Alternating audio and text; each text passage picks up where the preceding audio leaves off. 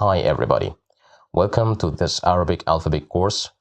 In this course, you will learn the different forms of the Arabic alphabet, and I say forms because we have no capital and small letters in Arabic. We have different forms of the letter according to its position in the word. You will learn how to write in Arabic, and you will learn new words in Arabic that you'll be able to use them anywhere, anytime.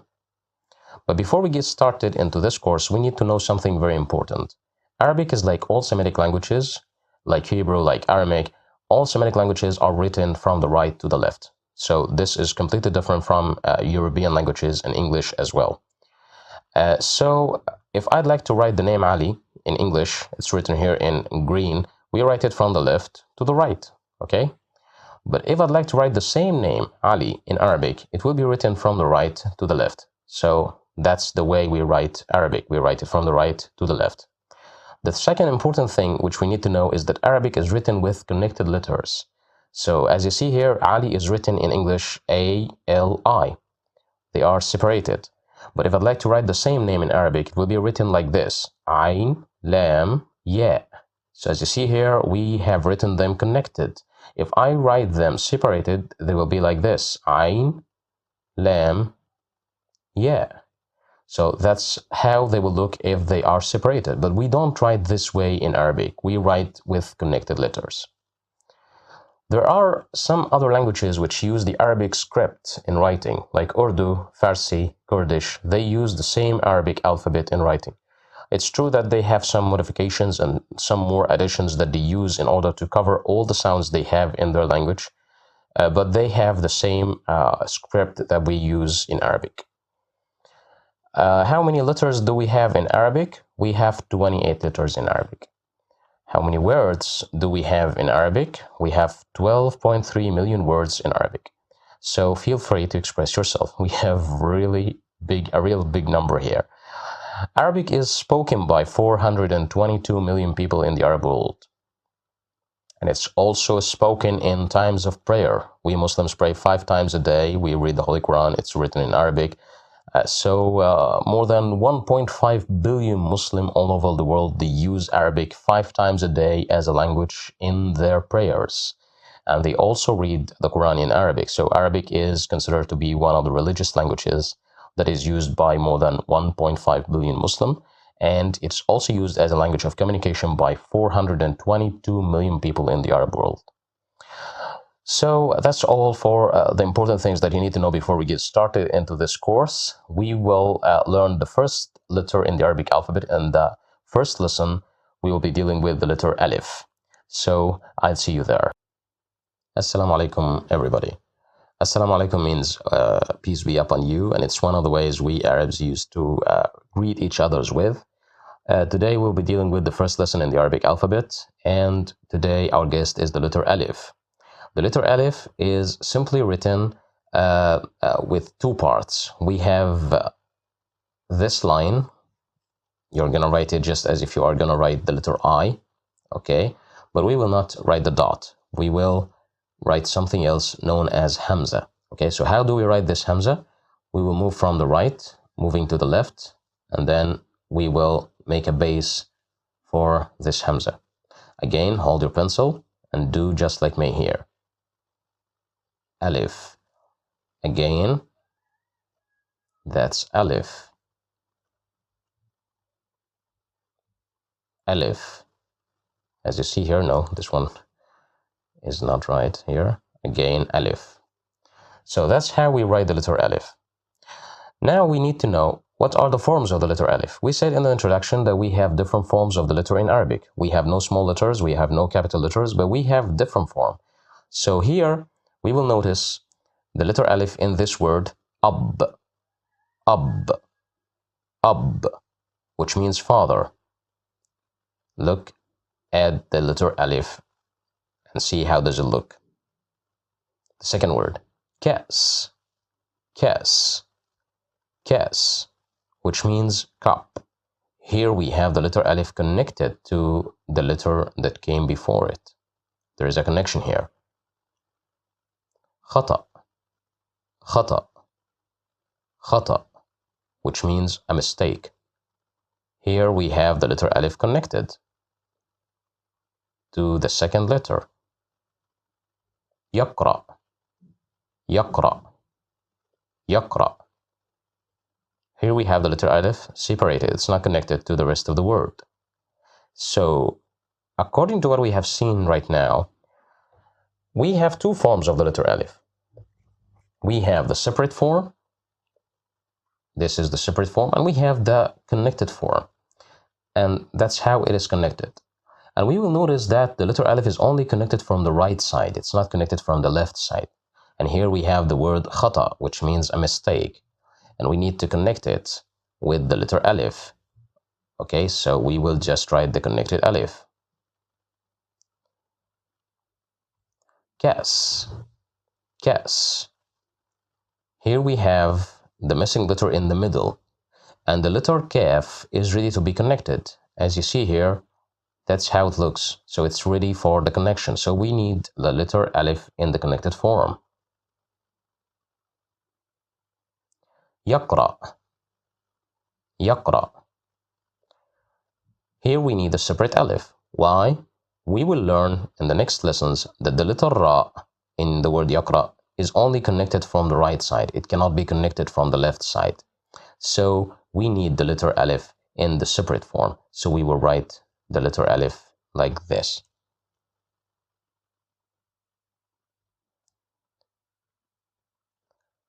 Ab, ab.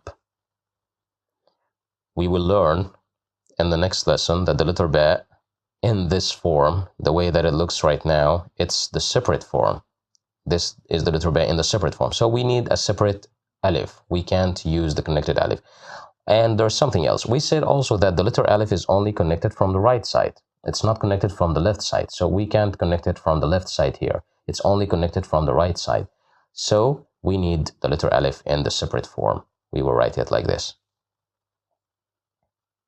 Now we will be dealing with the vowels. We have vowels in Arabic just like English. We have short vowels and we have long vowels. But in this course, and when we deal with the 28 letters in the Arabic alphabet, we will be speaking about the short vowels. We will not talk about the long vowels. We will speak about them in details after we get done with the 28 letters. The short vowels in Arabic are three.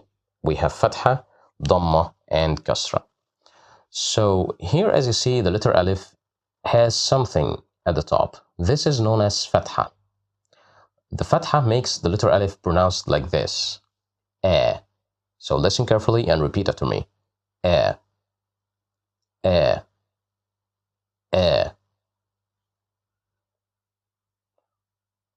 Now with the second vowel, oo. This is dhamma. We use dhamma to make the vowel sound looks like oo. So here, oo. E. Here we have kasra. As you see, the letter alif has changed in form. We have seen hamza at the top of the letter alif. We saw it at the top of the letter alif. It was at the top with fatha, it was at the top with dhamma, but now with kasra, it's below the letter alif. Why? Because kasra is always put right below the hamza. And in order to put it, we need to put both of them, the hamza and the kasra, right below the letter alif. So whenever you would like to add kasra, you have to put the hamza right below the letter alif. So this is kasra. It makes it pronounced as E. So let's repeat them again. A, oo, E. A, oo, E. So now you know that we have three vowel sounds in Arabic. They are short vowels. We have fatha, we have dhamma, we have kasra. Now let's see them in words. Listen, repeat, and notice. The word listen in Arabic means istami', and it's an imperative verb. Okay, we have imperative sentence in English, but we have imperative verbs in Arabic. So here istami' means listen. Repeat in Arabic means karrir. Notice in Arabic means لاحظ. So I'll say them in Arabic. استمع, كرر, ولاحظ, which means listen, repeat, and notice. Here you will listen to me saying the same word that we have here, and then you will repeat after me, And notice the difference in sound. Asad, asad, asad. Udhun, udhun, udhun. Ibra, ibra, ibra. So as you see here in this word, we have the letter alif.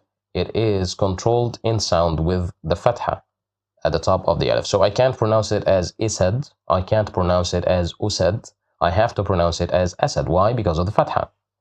Here it is udhun. Why did we pronounce it like this? It's because of dhamma. Dhamma makes the sound looks like the u sound. Okay, so it's udhun, which means an ear. Ibra. Here we have the sound kasra, which makes it pronounced as e, which means a needle. Ibra, needle. Ibra, ibra. Here we have the three sounds and the three pictures of the previous words that we have before. Now you will just pause the video, match them, and you will resume the video to know the right answer. Good luck.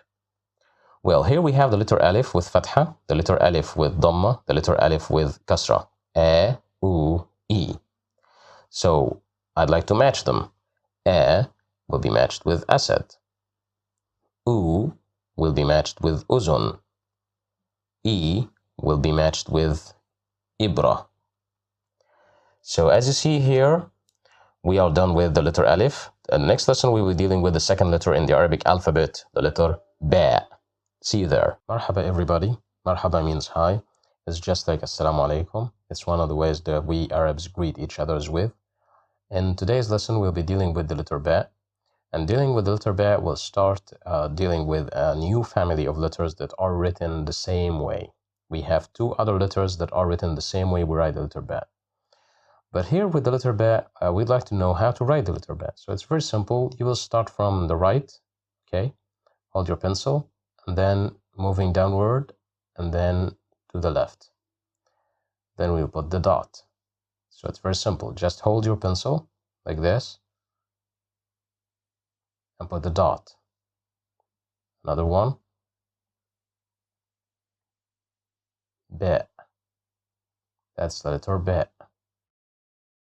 Ba. Okay, so that's how we write the letter ba. So how does the letter ba look in words? Here we have the letter ba at the beginning of the word. So this is initial ba. The word is bayt. Bayt. Bayt, which means a house. So that's the first form of the letter ba, the initial ba. Laban. Laban. Laban, which means milk. Here we have the letter ba connected from the right side with the letter lam and the left side with the letter noon. So this is a middle ba. La'iba. La'iba. La'iba. La'iba means played, and it's the past form of the verb yal'ab, which means play. So here we have the letter ba at the end of the word. It's a final ba connected with the letter ayn, which is in the middle here. So here we have three forms till now. Koob, koob, koob. Now we have the letter ba at the end of the word, but at the same time it's not connected to the letter waw. So this is a separate ba. So here we have four forms of the letter ba. We have the separate ba, we have the initial ba, we have middle ba, and we have final ba. So here we will fill in the space with the right ba. Here we have the word koob, and we have the letter waw. And let me tell you a secret, the letter waw is only connected from the right side. It cannot be connected from the left side, okay? So we need a letter that is not in the connected form. We need a separate ba. So we will just write the separate ba here. Don't forget the dot. La'iba. Here we need a final ba, a ba that accepts being connected with the letter ayn, because the letter ayn here is now in the connected form and ready to be connected from the left. So we need a final ba. We will just add it like that and put the dot. Laban. Laban. The missing letter here is connected from the right and the left with these two letters, with letter lam on the right and the letter noon on the left. We will learn these letters in the next lessons. So we need a middle ba. We will just add it like this and put the dot. Bait. Bait. Here the missing letter is at the beginning of the word, so we need initial ba. We will simply add it like this. Now with the short vowels, we said before that we have short and long vowels in Arabic. We have harakat tawila, which is known as long vowels, and we have short vowels which are known as harakat qasira. And we said that we have fatha, dhamma, and kasra. Here we have fatha at the top of the letter ba. So listen to me carefully and repeat after me. Ba, ba, ba. Here we have dhamma, bu, bu, bu. Here we have kasra, b, b, b. So listen to me again and repeat. Ba, bu, b. Ba, bu, b. Now listen, استمع, repeat, كرر, and notice, ولاحظ. Here we have the letter ba, and it is controlled with the fatha sound. Okay? So repeat after me. بقرة, بقرة, بقرة. Here we have fatha, so that's why we pronounce it as ba, بقرة. برج, برج, برج, which means a tower, whatever the tower is. Okay, this is just an example of towers. Eiffel Tower here is an example. Okay, so here we have the word burj, which starts with the letter ba, but this time we have the dhamma, so that's why we pronounce it as bu, burj. Bint, bint, bint, which means a girl. And here we have the letter ba controlled by the kasra sound, so that's why we pronounce it as b, bint. Okay, so listen again and repeat. Baqara, ba, baqara, burj, bu, burj, bi, bint, bint.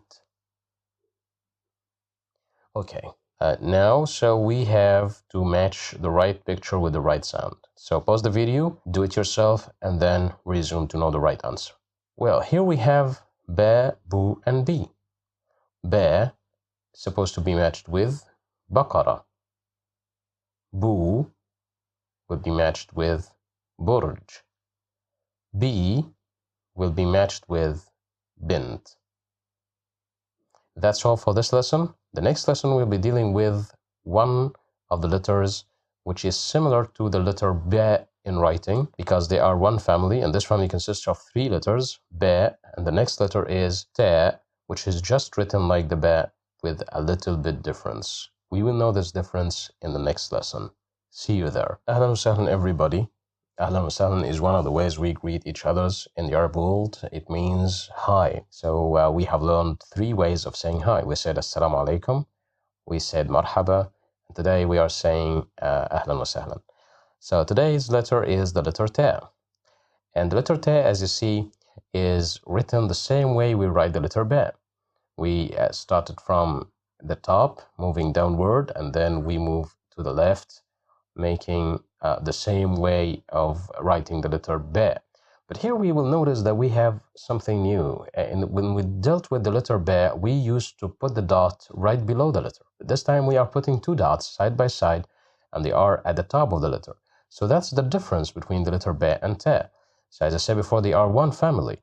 Here we start from the right, moving downward and then to the left. We are not going to write the dot below because if we do this, we are writing be. But we will put two dots side by side.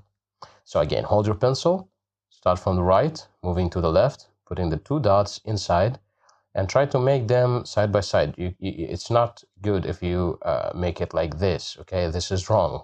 So you have to put them side by side, okay? So again, we will do it. That's the letter ta, another ta, another final ta, okay? It's not final in writing, but it's the final in number here. Okay, so here we have the letter ta. It's very similar to the letter ba, but only the dots which makes the difference here. Okay, so let's see the letter ta in the different forms in words, okay? So here we have the letter ta at the beginning of the word. Tuffah, tuffah, tuffah. The word tuffah means apples. So here we find the letter ta at the beginning of the word. So this is an initial ta. Kitab, kitab. Here we have the letter ta connected with the letter kaf on the right and the letter alif. So you see here the letter alif is only connected from the right side. We cannot connect it from the left side. So here the letter ta is a middle ta. Kitab means book. Now with the third word we have bint. Bint. We had the word bint with the letter ba. Do you remember what does it mean? Yes, that's true. It means a girl. Bint means a girl. So here we have the letter ta at the end of the word bint. It's a final ta. Hoot. Hoot. Hoot. Hoot means a whale. Okay? So here we have the letter ta at the end of the word hoot, but it's not connected. And we had this letter before, the letter waw. It's true that we didn't learn it, but here we have the letter waw. It's only connected from the right side. Okay, we have learned that we can't connect it from the left side. So that's why the letter ta here is supposed to be a separate ta. We cannot connect the letter waw with the letter ta from the left side of the letter waw. Okay, so let's look at them again. Tuffah, kitab, bint, hoot. Okay, let's fill in the spaces. Here we have four forms of the letter ta. And as I said before, the letter ba and ta and the coming letter, which we will learn the next lesson, they are family. So they have the same forms. They have four forms. A separate form and an initial form, initial ta. We have a middle ta and the final ta. So here we have the word bint, and here we have the letter noon is ready to be connected with the coming letter here. We need a final ta. So we will just write it like this. Don't forget the dots, okay? So here we have the word tuffah. Here we have the letter ta is supposed to be at the beginning of the word, so we need an initial ta. Okay, so we will add it simply like this. Kitab. Here we have a middle ta. We need a middle ta here because we have the letter kaf on the right and we have the letter alif on the left. So we need a middle ta to be put here. You will just add it and put the dots. Remember, you have to put the two dots here, okay, because this is the letter ta. We have two dots and they are written side by side. Hoot. We said that the letter waw is only connected from the right side. So we need a separate ta. We will just add the separate ta like this. Listen and repeat. We said that listen means istami' and repeat means, yes, that's true, repeat means karrir. So we will listen to the sound of the letter ta with the three vowel sounds which we said before. We said we have fatha, we have dhamma, we have kasra. So as you see here, we have fatha at the top of the letter ta. So just listen to me and repeat after me. Ta, ta, ta. Tu, tu, tu. T, T, T. Okay, again. Ta, tu, T. Ta, T.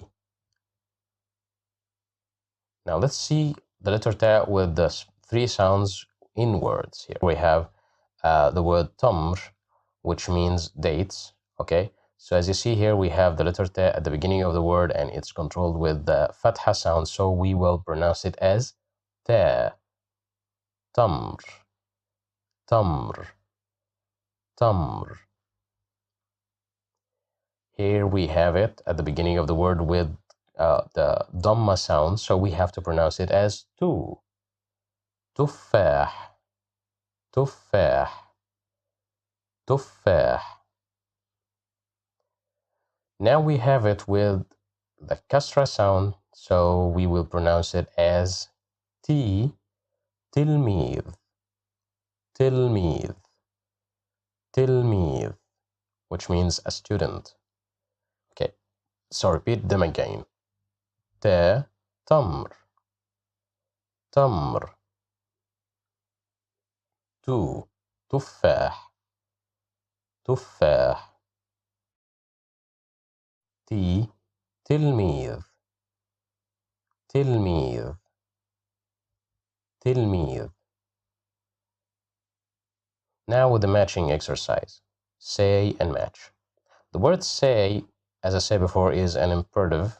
We have imperative sentence in English, but we have imperative verbs in Arabic. So say in Arabic means qul, and match means sil. Okay, so here we have the three sounds of ta, ta, tu, ti.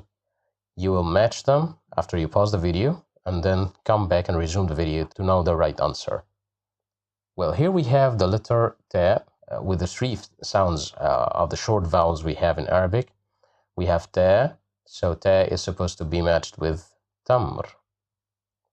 Tu is supposed to be matched with tuffah. Ti is supposed to be matched with tilmid. That's all for the letter ta.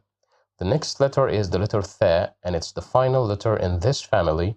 It's also written the same way we write the letter ba and the letter ta, but remember, only the dots would make the difference. See you there. Hi everybody. كيف الحال? كيف الحال means how are you? And we use it to ask about how are you doing? It's like how are you? How are you doing? How are things? So if you'd like to respond to this question, كيف الحال? You will just say بخير, fine, or alhamdulillah, all thanks is due to God. So here in this today's lesson, we'll be dealing with the letter tha, and as I said before, it's the last letter in the family of ba, ta, and tha. And as you see, it's written the same way we write the letter ba. We start from the top, moving downward, and then we move to the left. We add three dots here. With the ta, they were two dots. With the letter ba, it was only one dot right below. But here with the letter tha, we have three dots. So it's very simple. You will just write it moving downward to the left, and then you put the dot below. This is the letter ba. But we are dealing with the letter tha. Okay, so we will get rid of the dot. We will put the dots above. We will put two dots here. Well, oh, this is the letter ta. No, this is not the letter tha. We need the letter tha today. So we will put three dots. We will put them two dots like this and one dot above. Looks like a triangle or a pyramid. So as you see, we have the letter tha very similar to the letter ba. It's the same way in writing. Only the dot. If you put it down, it's the letter ba. If you put it two dots at the top, it's the letter ta. If you put it as three dots, it's the letter tha. Okay, so let's practice writing the tha again. Just hold your pencil and put the three dots like this. Again, another tha, and the last one here. So let's see the letter tha in words. But since we write the letter tha just like the letter ba and the letter ta, this means that it has the same four forms that the letter ba and ta had. Okay, so here we have the letter tha at the beginning of the word. It's connected from the left side here, so this is initial tha. And this word is ثعبان. ثعبان. ثعبان, which means a snake. مثلث. مثلث. مثلث, which means a triangle. And here we have the letter th connected from the right side and from the left side. So this is a middle th. ثلث. ثلث. ثلث. This word means 1/3. And here we have the letter th at the end of the word. It's connected from the right side with the letter lam. So this is a final th. أثاث. أثاث. أثاث, which means furniture. Here we have the letter th in red. It's a separate th. It's not connected with any letters. So why wasn't it connected with the letter alif? It's because we said before the letter alif is only connected from the right side, so it cannot be connected from the left side. And here we have another th. It's a middle th, but this time it's only connected from the left. So why wasn't it connected with the letter alif here? It's because we said the letter alif is only connected from the right. It cannot be connected from the left. So we have two ths here. We have the th in red. This is a separate th. And the th in blue, this is a middle th, as it is in the middle of the word. Okay? So let's see how many forms do we have. We have 4 forms, as you see. We have a separate th, we have initial th, a middle th, and a final th. So here we need, in this word, we need an initial th because the missing letter is at the beginning of the word ثعبان. So we will just add initial th. مثلث. مثلث. Here we have the connection on the right and on the left. So we need the letter th in the middle of the word, connected from the two sides, right and left. أثاث. أثاث. As we said before, the letter alif is only connected from the right side, and it cannot be connected from the left side. So we need a separate th because there is no need for connections here. We will just put it like this. ثلث. ثلث. Here we need a final th. You will put it like this. Now with the استمع and كرر, استمع وكرر, listen and repeat, with the 3 short vowels dealing with the letter th. Here we have fatha at the top of the th. So we will pronounce it like this. Th. Th. Th. Here we have dhamma at the top of the th. Thu. Thu. Thu.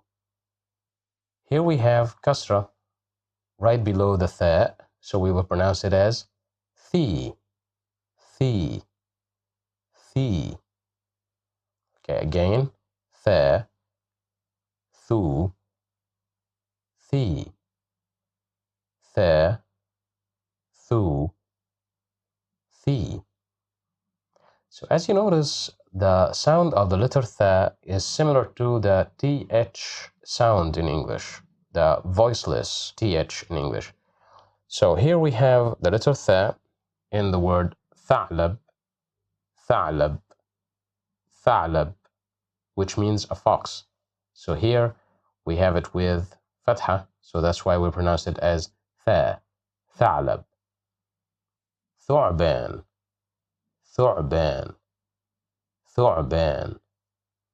Here we have dhamma at the top of the letter th, so we pronounce it as thu, ثعبان. ثمار, ثمار, ثمار, which means fruit, whatever the fruit is, but we mean this part which we eat. Okay, so here we have kasra right below the letter th, so we will pronounce it as thi, thimar, thimar, ثعلب, ثعبان, thimar. Now with the matching exercise, say قل and match وصل. Here we'll match the right sound with the right picture. So just pause the video and do it yourself, then resume it again to know the right answer. Good luck. Well, here we have the, thu, and the. The is supposed to be matched with ثعلب. Thu is supposed to be matched with ثعبان. The is supposed to be matched with ثمار. That's all for the letter Tha, and that was the end of the family of Ba, Ta, and Tha. As I said before, they are written the same way, but remember that the letter Ba has the dot right below it. The letter Ta has two dots written side by side above it, and the letter Tha has three dots. They are written like a triangle or making the form of a pyramid. Okay, that's all with this family. And starting from the next lesson, we'll be dealing with a new family of letters that are written the same way, but only the dots which makes the difference. Thank you for watching and see you in the next lesson. Good luck. أهلا بكم من جديد, everybody. أهلا بكم من جديد means welcome again. Okay, so this is a new way of greeting people. Today, we will be dealing with a new lesson with the letter Jim. And as you see, it's completely different from the letters that we have already learned here. We have learned the letter Aleph, Ba, Ta, and Tha. And we said that the letter Ba, Ta, and Tha, these letters are family. They are written the same way, but only the difference is in the position of the dot and the number of the dots. How many dots do we have? So here we have a new family of letters that are written the same way. They are similar in writing, but they are different when we deal with the dot. So here we have the letter Jim. Jim. Jim. It looks like a mixture of the sound D and the sound J. We mixed them together to make this sound Jim. And as you see, it's written like this. We move from this part from the left to the right and then back again, okay, like this, and then we put the dot. So how can we write it? That's very simple. We will just draw an eyebrow like this, and then we will make the letter C, as you see here. Then we will put the dot inside. So that's the letter G. Okay, so just hold your pencil. We will draw an eyebrow like this, and then we will make the letter C and put the dot inside to form the letter Jim. Again, Jim. Jim. I'll make a bigger one here. Jim. Jim. So that's the letter Jim. That's how we write it, okay? So how does it look in words? Here we have the letter Jim at the beginning of the word Jabal. Jabal. Jabal, which means a mountain, okay? So this is an initial Jim. It comes at the beginning of the word. Shajara. Shajara. Shajara.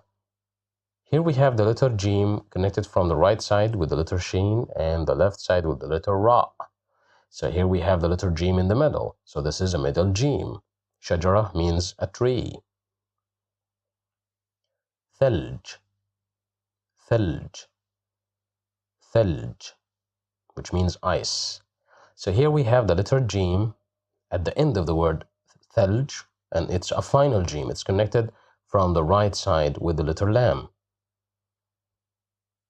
Burj. Burj. Burj. And I think that I gotta ask you a question here. What's the meaning of the word Burj? We have learned this word. That's true. Burj means a tower. We learned it with the letter Ba, if you do remember. So here we have the letter Jim. It's a separate Jim. It's not connected with the letter Ra. And I said before that the letter Ra is only connected from the right side. You cannot connect it from the left side. So that's why here we are using a separate Jim. We are not using a final Jim, for example. Now we will look at the forms of the letter Jim, and we will notice we have four forms here. It's just like the letter Ba, Ta, and Tha in the number of forms. We have four forms of the letter Jim. We have separate one, we have initial Jim, we have a middle Jim, we have a final Jim. So here we have the letter, the missing letter here is final in the position of the word, and at the same time it is supposed to be a separate letter because the letter Ra is only connected from the right side. So we need a separate Jim. We will just write it like this. Now we have the missing letter at the end of the word ثلج. So here the word ثلج ends with a final gene, so it's supposed to be connected like this. You will just connect it like this and put a dot. جبل, we need an initial gene. We will write it like this. شجرة, we need the middle gene connected from the right side and the left side, so we will just write the letter gene like this. Now with the three sounds that we have in Arabic, we have fatha, dhamma, and kasra. Here we have fatha at the top of the letter gene, so you will listen to me and repeat after me. Ja, ja, ja. Here we have dhamma, ju, ju, ju. Here we have kasra, g, g, g. So repeat them again. Ja, ju, g, ja, ju, g. Now let's see them in words. As I said before, listen means istami', repeat means karrir, and notice means لاحظ. So again, I'll say them in Arabic. استمع, كرر, ولاحظ. Listen, repeat, and notice. Listen to me, repeat after me, and notice the difference. جزر, جزر, جزر. Here we said ja because of the fatha. We pronounce it as ja, جزر, which means carrots. جبن, جبن, جبن, which means cheese. Here we have dhamma, so that's why we pronounce it as ju, jubn. Jimal, jimal, jimal, which means camels. So here we have kasra, that's why we pronounce it as ji, jimal. Okay, let's practice them again. Jazar, jubn, jimal. Jazar, jubn, jimal. Now with the matching exercise, here we have the three short vowels. We have ja, ju, and g. Now you'll pause the video, do it yourself, and resume to know the right answer. Good luck. Well, here we have the three short sounds. We have ja, it is supposed to be connected or matched with jazar. Ju, supposed to be matched with jubn. G is supposed to be matched with jimal. Well, that's all for the letter Jim. And remember that the coming letter is written the same way we write the letter Jim. But only what makes the difference? That's true. Only the dot what makes the difference. Okay? See you there. Assalamu alaikum everybody. Hello again. Today's lesson is dealing with the letter Ha. And as I said before, it's similar in writing with the letter Jim. We said that the letter Jim, the letter Ha, and the coming letter, they are all family. They are written the same way. But only the dots which makes the difference. So that's the letter Ha. As you see, it looks very similar to the letter Jim, which we learned in the last lesson. Okay, that's how we write it. So it's very similar and it's very simple as well. We will just draw an eyebrow like this, and then we will draw the letter C. So that's Ha. And the letter Ha doesn't exist in English. We have no Ha in English. You see, it's Ha, ha, ha. This sound doesn't exist in English.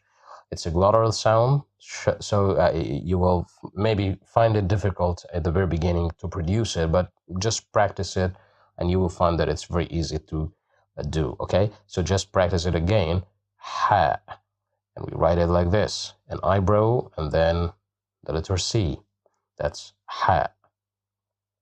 Again, ha. Ha, ha. That's how we write it. Okay, so since it's similar to the letter J in writing, this means that it has the four forms that the letter J has. So here we have the letter Ha at the beginning of the word Hoot. and initial ha. And as you see, the word hoot is one of the common words that we have learned. We learned it with the letter ta. So this means that the word hoot means a whale. So here we have the initial ha with the word hoot. Lahm, lahm, which means meat. Here we have the letter ha connected from the right side and the left side. So this is a middle ha. Melh, melh, which means salt. So here we have the final ha. It's at the end of the word. It's connected from the right side. Timsah, timsah, timsah, which means a crocodile. Here we have the letter ha. It's a separate ha. It's not connected with any letters. So why wasn't it connected with the letter alif? We said before that the letter alif is only connected from the right side. It cannot be connected from the left side. So that's why the letter ha here is separated. So this means that we have four forms of the letter ha. We have a separate ha, we have initial ha, we have a middle ha, and we have final ha. So here we have the word hoot, and the missing letter is at the beginning of the word. So we need an initial ha. This is the initial ha. Now we have the word lah, which means meat. And here the missing letter is in the middle of the word. So it is supposed to be connected from the right side and the left side. Okay, so we will just connect it like this. Melh, melh. Here we have the missing letter at the end of the word, so we need a final ha. Will be like this. Timsah, timsah, which means a crocodile, as we said before. Here we have the letter alif, and we said that the letter alif is only connected from the right side. It's not connected from the left side. So we need a separate ha. We will just draw it like this. Now with the short vowels, we have fatha, dhamma, and kasra. As you see here, we have fatha at the top of the letter ha. So listen to me carefully and repeat after me. Ha, ha, ha. Here we have dhamma, hu, hu, hu. Here we have kasra, he, he, he. Listen again. Ha, hu, he. And now we will see them in words. Here we have fatha. So we will pronounce it as ha, hamama, hamama, hamama, which means a dove. Okay, so the second word, we have dhamma, hu, hummus, hummus, hummus. Here we have dhamma, that's why we pronounce it as hu. Here we have kasra, he, himar, himar, himar, which means a donkey. So we'll repeat them again. Ha, hamama, hu, hummus, he, himar. Here we have the three short vowels controlling the letter ha and the three pictures. Just pause the video and do it yourself and then resume the video to know the right answer. Good luck. Here we have ha, hu, and he. Ha is supposed to be matched with hamama. Hu is supposed to be matched with hummus. He is supposed to be matched with himar, which means a donkey. That's all for the letter ha, and as you see, we said that the letter jim and the letter ha and the coming letter, which is known as the letter kha, it also doesn't exist in English. These three letters, they are similar in the way we write them, only the dot which makes the difference. The next lesson we will be dealing and learning a new letter which is known as the letter kha. See you there. Ahlan wa sahlan everybody. We said before that ahlan wa sahlan means hi. In today's lesson, we'll be dealing with a new letter, which is very similar to the letter ha and the letter jim, which we have already learned before. Today's letter is the letter Kha. And as you see, the letter Kha is just written the same way we write the letter Ha and Jim. It's the same way we write them. But here we have the dot at the top of the letter. So if I'd like to write the letter, to make a quick revision, if I'd like to write the letter Jim, it will be simply written like this, okay? And if I'd like to write the letter Ha, it will be simply written like this. So as you see, we have no dot here. But if I'd like to write the letter Kha, which is one of the glottal sounds in Arabic, and it doesn't exist in English, Kha, Kha, okay, as you see, Kha, it will be written like this. The eyebrow, as we said before, and then the letter C. But this time we will put the dot at the top of the letter Kha. Again, the eyebrow, the letter C, and then the dot.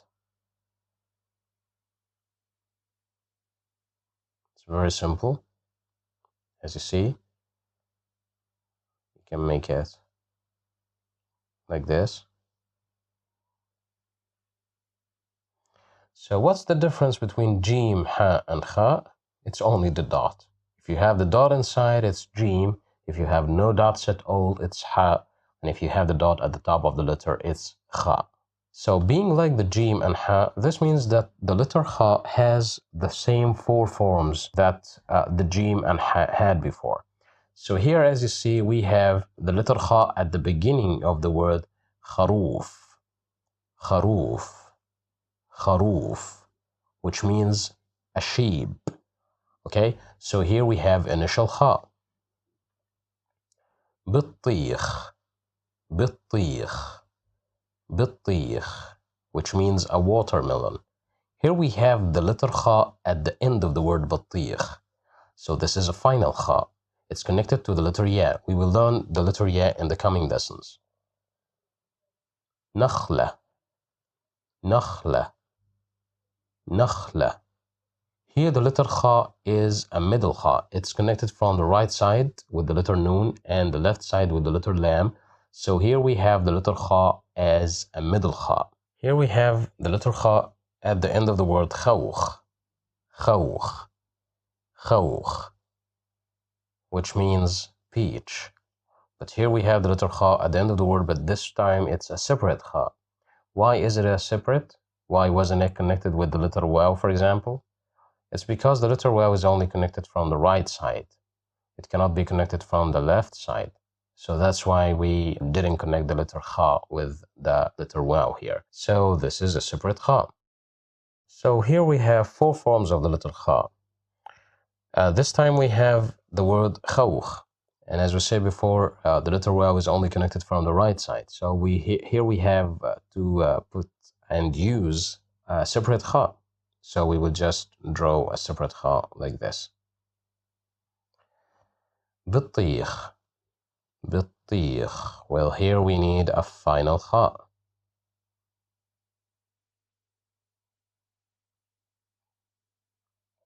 خروف, خروف needs an initial Kha.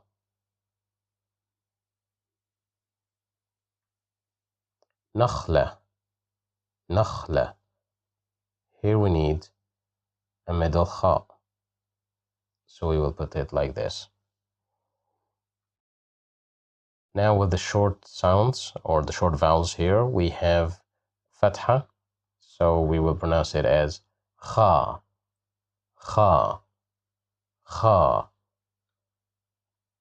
Here we have Dhamma, Khu, Khu, Khu. Here we have Kasra, Khi, Khi. Let's practice them again. Kha, Khu, Khi, Kha, Khu, Khi. Now let's see them in words. Here we have the letter Kha controlled by the sound Fatha. So we will say it like that. Kha, khayt, khayt, khayt, which means a string.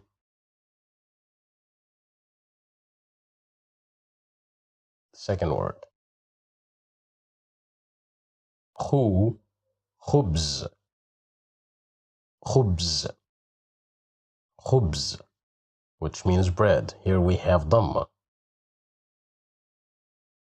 Here we have kasra. خطاب, خطاب, خطاب, which means a letter.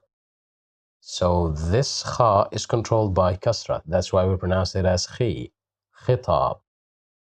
Okay, listen again and repeat. Kha, khayt, khayt.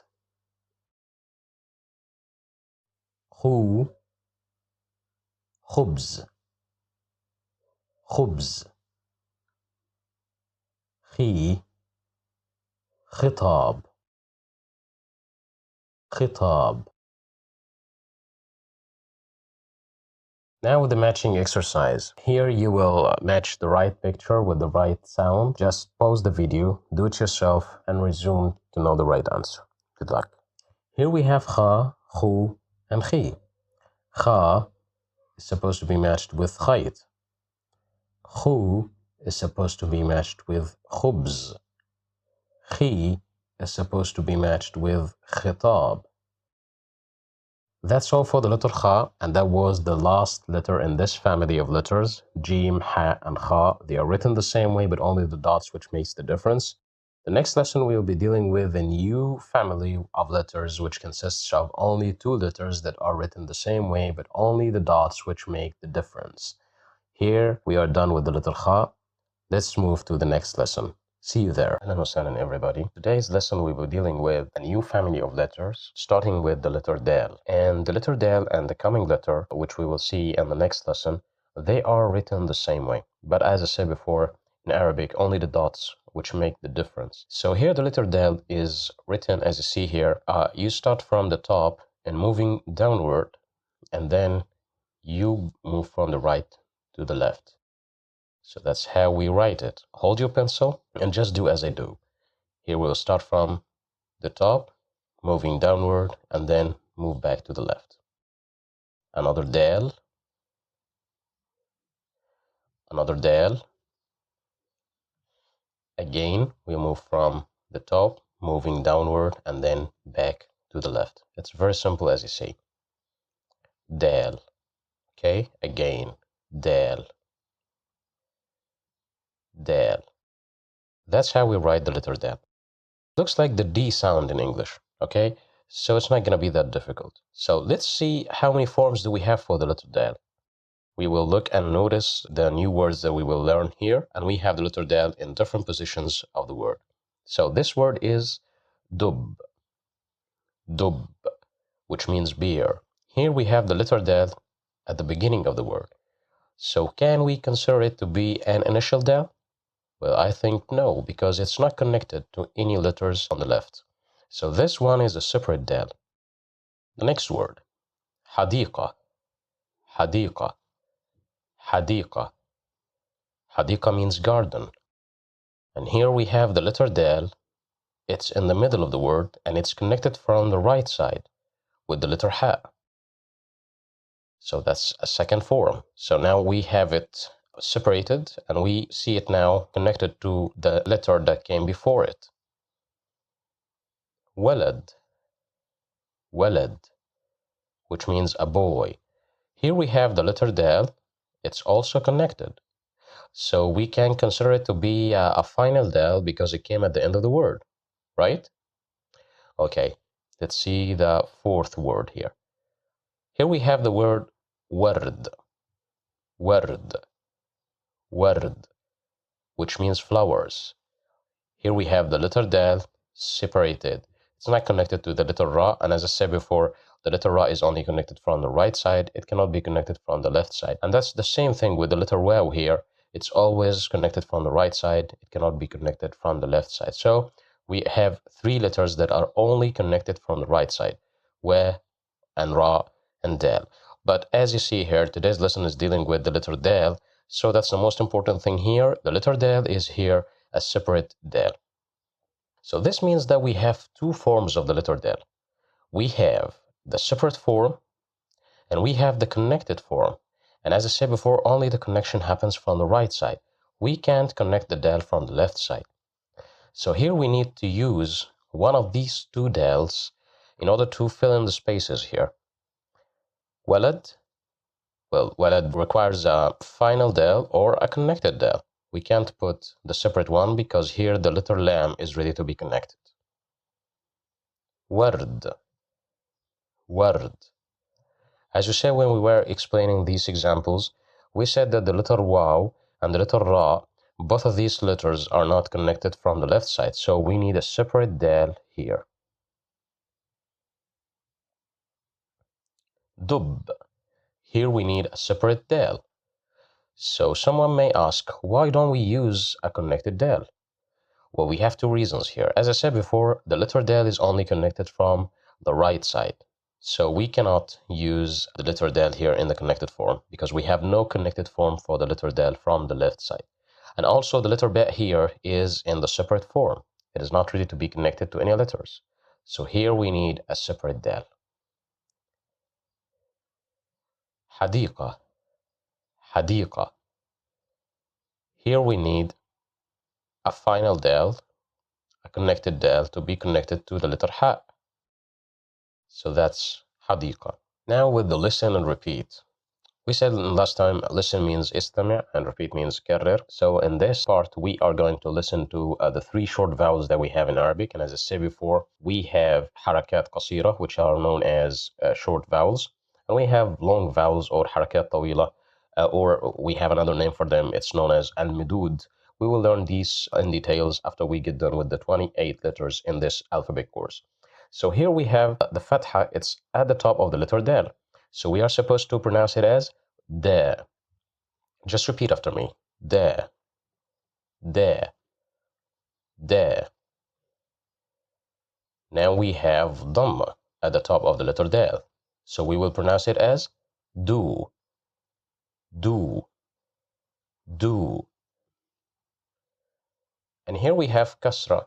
So we are supposed to pronounce it as di, di, di. So let's practice them again. De, do, di.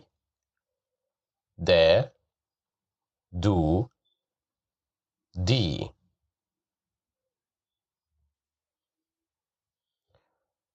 Now let's see them in words.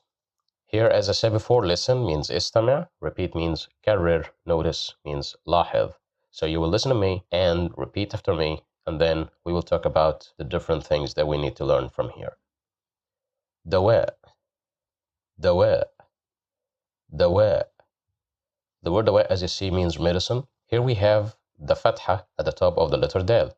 So we can't pronounce it as duwa. We can't pronounce it as diwa. We pronounce it as da because of the fatha. Da, dawa. Dub, dub, dub. Dub means beer. And here we have dhamma at the top of the dal. So we will pronounce it as du, dub. دماغ, دماغ, دماغ, which means a brain or a head. It has the two meanings here. So here we have kasra below the letter dal. So that's why we pronounce it as di, dimar, dimar. Back again, dawa, dub, dimar. Now with the matching exercise. Say means qul and match means sil. Okay, so you will take your time, pause the video, do them yourself, and then resume to know the right answer. Well, here we have the three dals with the three different short vowels that we have, fatha, dhamma, and kasra, da, do, and di. Well, da is supposed to be matched with the word dawa, which means medicine. Do is supposed to be matched with dub, which means a beer. And di is supposed to be matched with the word dimar, which means a brain or a mind. So here we are done with the letter dal, but bear in mind that the next lesson is going to be just the same way in writing. The letter dal, which is the coming lesson, is written the same way we write the letter dal. Okay, so I'll see you there. Assalamu alaikum everybody. Hello and welcome again to this Arabic alphabet course. And in today's lesson, we'll be dealing with another letter that is written just like the previous letter that we have learned. Today's lesson is the letter Dhal. And as you see, it is just written the same way we have written the letter Dal. That's the same way we wrote the Dal last time. But here we have something new. We have the dot, only the dot which is new. So the only difference between the letter Dal and the letter Dal is the dot. And the letter Dal was like the D sound in English, but the letter Dal is like the voice TH in English, okay, like in this and that. So here we will practice writing the Dal. It's very simple. All what you'll do is just to hold your pencil and write the letter Del, which we learned last time. But after this, you will add the dot. If you don't add the dot, it's Del. If you add the dot, it's Del. Okay, again, we will write Del. Again, Del. Del. Del. It's very simple. Just write the letter Del and add the dot. Okay, so if they look the same way in writing, this means that they have the same forms. And that's true. Here we have the letter Dal at the beginning of the word Dhail. Dhail, which means tail. And here we have its separate Dal. Udhun. Udhun. Udhun. Here we have the letter Dal in the middle of the word, and it's separate. It's not connected to the letter Alif, and it's not connected to the letter Noon. So we have questions here. Why didn't we add the letter Dal or connect the letter Dal to the letter Alif? As we said before, the letter Alif is only connected from the right side. It's not connected from the left side. And the same thing is with the letter Dal. It's only connected from the right side. It's not connected from the left side. So that's why it's not connected with the letter Noon. We will learn the letter Noon in the coming lessons. So as I said here, we have the word udhun, which means ear or an ear, okay? And the letter Dal here is in the middle of the word. Tilmid. Tilmid. Here we have the letter Dal at the end of the word, and it's connected to the letter Ya. And we have learned this word before. If you remember, we learned this word with the letter Ta, and Tilmid means a student. So here the letter Dal is connected.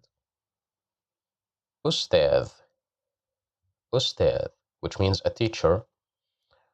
Here we have the letter Dal. It's a separate Dal. It's not connected to the letter Alif. And it's your turn to tell me why wasn't it connected to the letter Alif? Well, that's true. We said that the letter Alif is only connected from the right side. It's not connected from the left side. That's true. That's correct. So, from all what we have seen now, we have two forms of the letter Dal. We have the separate form and we have the connected form. Well, this is the same thing we have when we learned the letter Dal. So they are similar in writing and they are similar in the form. Here we have the word tilmid, and tilmid requires a separate or a connected Dal. Yes, that's true. It requires a connected Dal because here the Ya is ready to be connected. Then we will add the dot. Udhun. Here we need a separate Dal.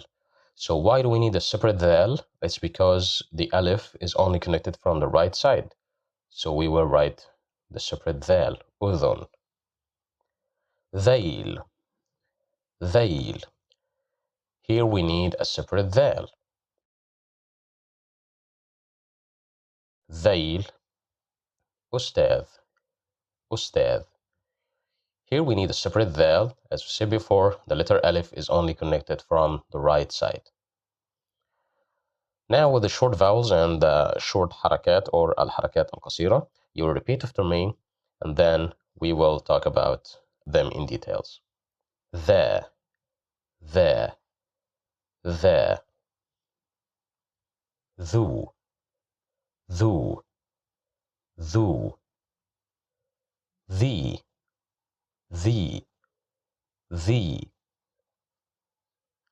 Here we said there because of the fatha. So that's why we pronounce it as there. And here we said dhu because of the dhamma. So that's why we said dhu. And here we have kasra. That was the reason why we pronounce it as the. So always the short vowels control the way we pronounce the letter. And I said before, we have three short vowels in Arabic. We have fatha, dhamma, and kasra. Now let's see them in words. Here we have the word dhail, which refers to this part of the cat, which means a tail, okay? So we have fatha at the top of the letter dhal, so we will pronounce it as dhail. It's not dhil, it's not dhuil, it's dhail, dhail, dhail, which means a tail. Again, here we have the letter dhal, and we have dhamma, so we will pronounce it as dhu, dhura, dhura, dhura, which means corn, dhura. Here we have the letter dhal with kasra, so we will pronounce it as the, dhira', dhira', dhira', which means an arm. And finally, here we have the matching exercise. Pause the video and do it yourself, and then come back again and resume the video to know the right answer. Well, here we have the, and we have dhu, and we have the. And as I said before, what makes us pronounce them like this is the haraka at the top of all of these letters. Only the haraka, which makes the difference. We always have fatha and dhamma at the top of the letter, and we have kasra right below the letter. Okay? So here we need to match the with the right picture.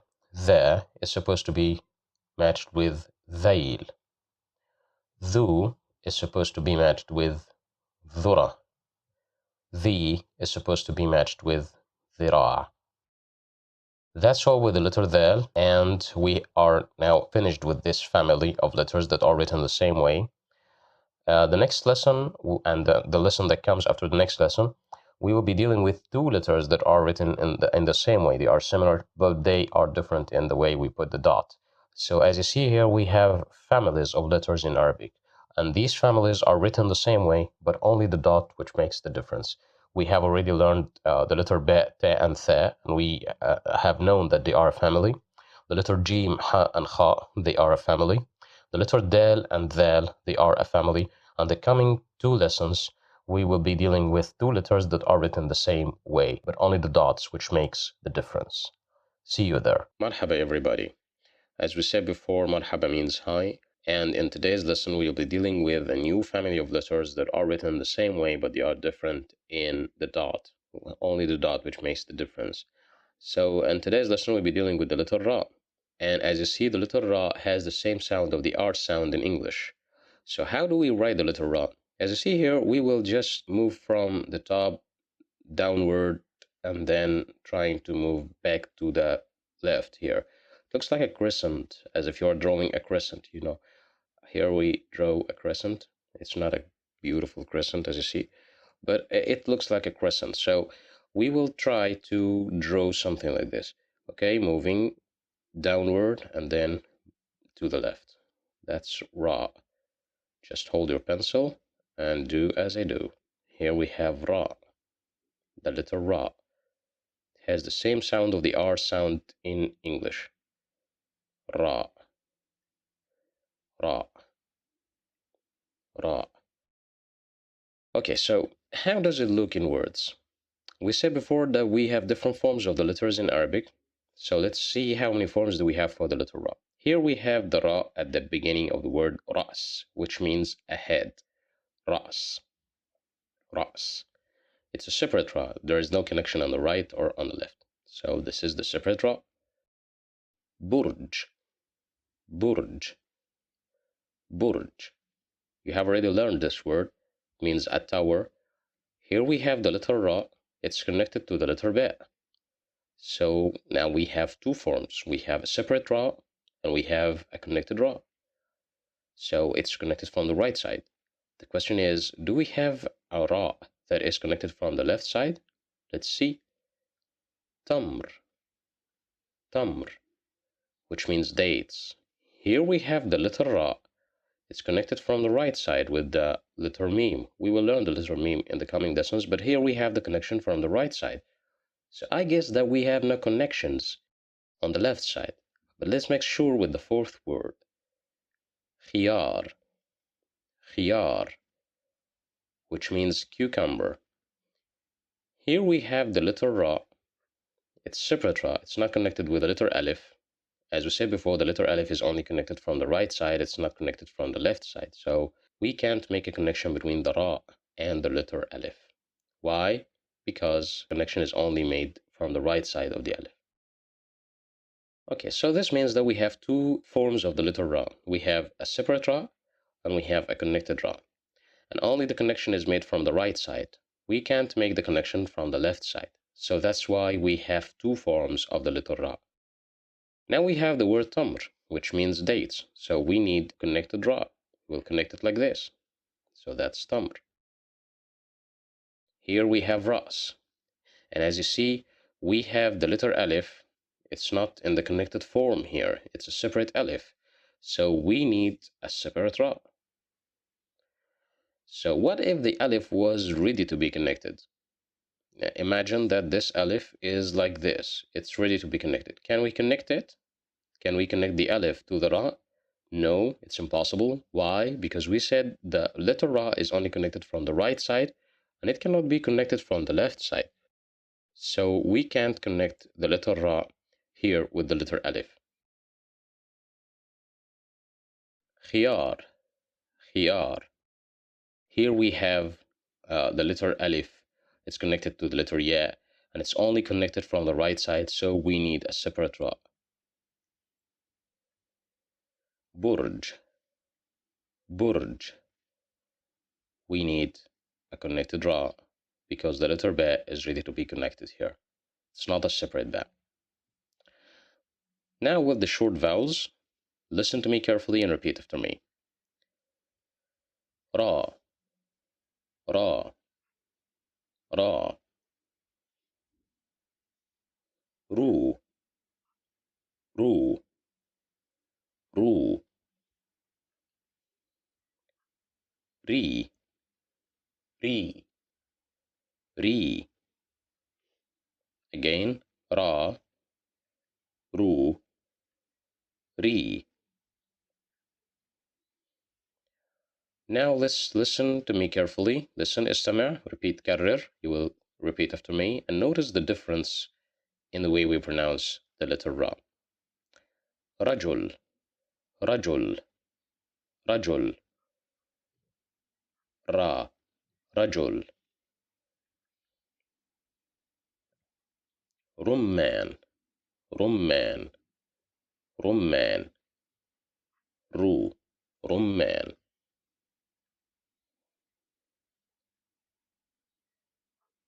رمال. رمال.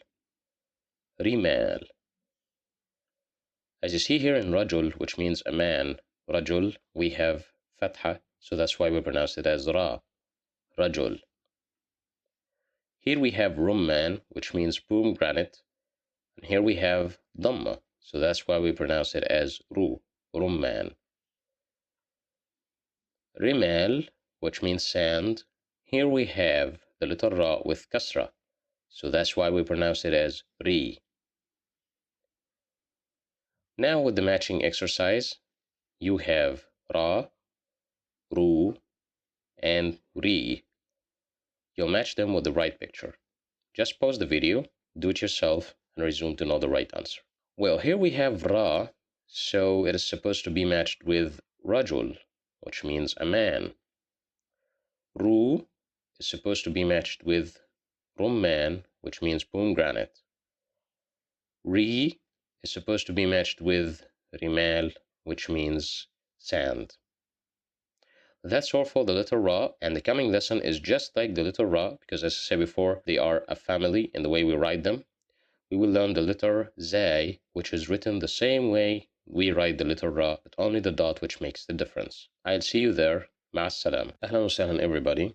Hi again. In the last lesson, I said a word in Arabic when I finished the lesson, and maybe some of you doesn't know the meaning of this word. I said مع السلامة, which means goodbye. So مع السلامة is one of the ways we can say goodbye. If you'd like to use it when you leave somebody, when you would like to go and leave, you say مع السلامة, goodbye. So in today's lesson, we'll be dealing with another letter, a new letter, which is the letter Z. And as I said in the last lesson, the letter Z is like the letter Ra. They are a family in writing, so they are written the same way, but only what makes the difference is the dot, as you see.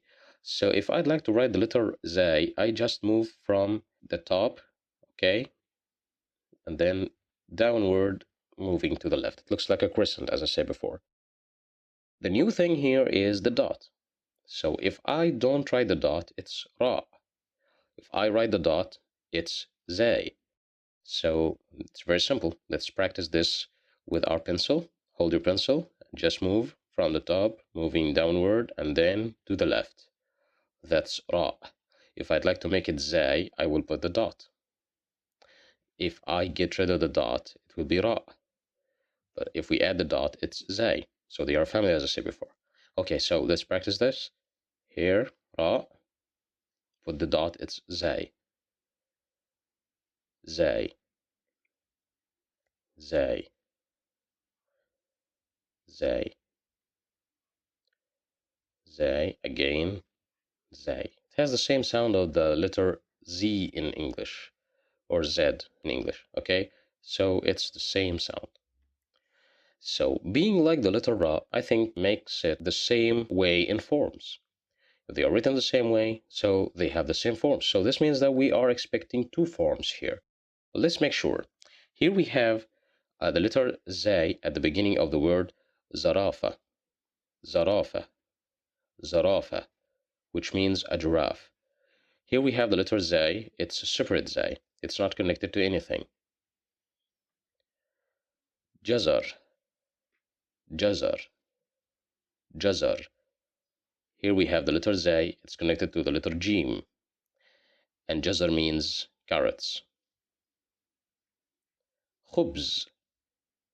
Khubz. Khubz, which means bread. Here we have the letter Z. It's connected to the letter B. And this means that we have a connected Z here. Mouse.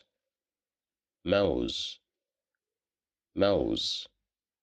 Here we have a separate Z, and the word mouse means bananas. So from all of these words, we can say that we have only two forms. We have a separate Z and we have a connected Z. And as the letter Ra, the letter Z is only connected from the right side. We cannot connect it from the left side. So here we have the word mouse. We need a separate Z. So why don't we use a connected Z? It's because the letter Waw is only connected from the right side. The Waw here is only connected from the right side. It cannot be connected from the left side. And we will learn the letter Waw in the coming lessons. Here we have Khubz. We need a connected Z.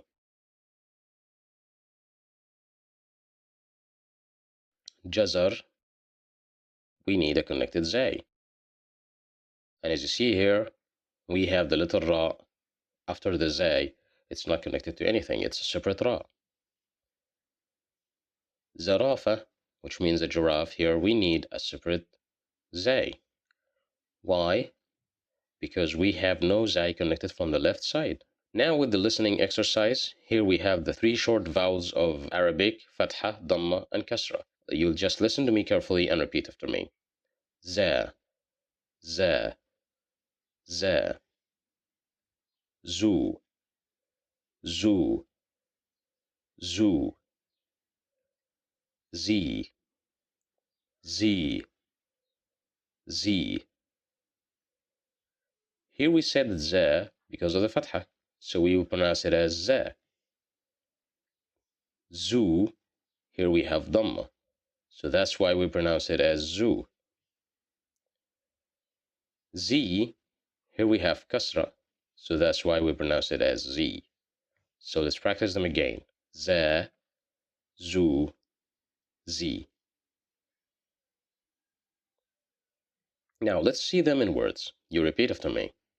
Zayt, Zayt, Zayt, which means oil. زجاجة زجاجة زجاجة, which means a bottle. زر زر زر, which means a button or a switch.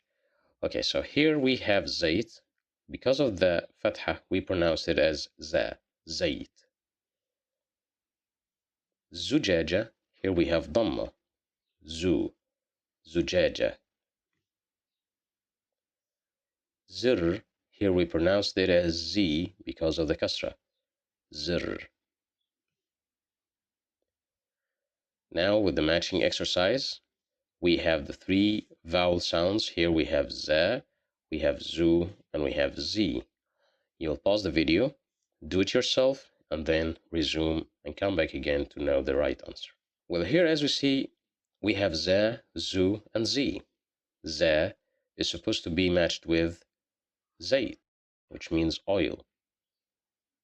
Zu is supposed to be matched with zujaja, which means a bottle. Z is supposed to be matched with zir, which means a switch or a button. That's all for the letter Z, and in the coming lesson we will be dealing with a new family of letters which consists of two letters that are written the same way, but only the dots which makes the difference.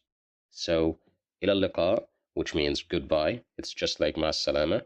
I'll see you there. Assalamu alaikum everybody. Today's lesson we'll be dealing with a new family of letters which are written the same way but they are different in the dots as we said before.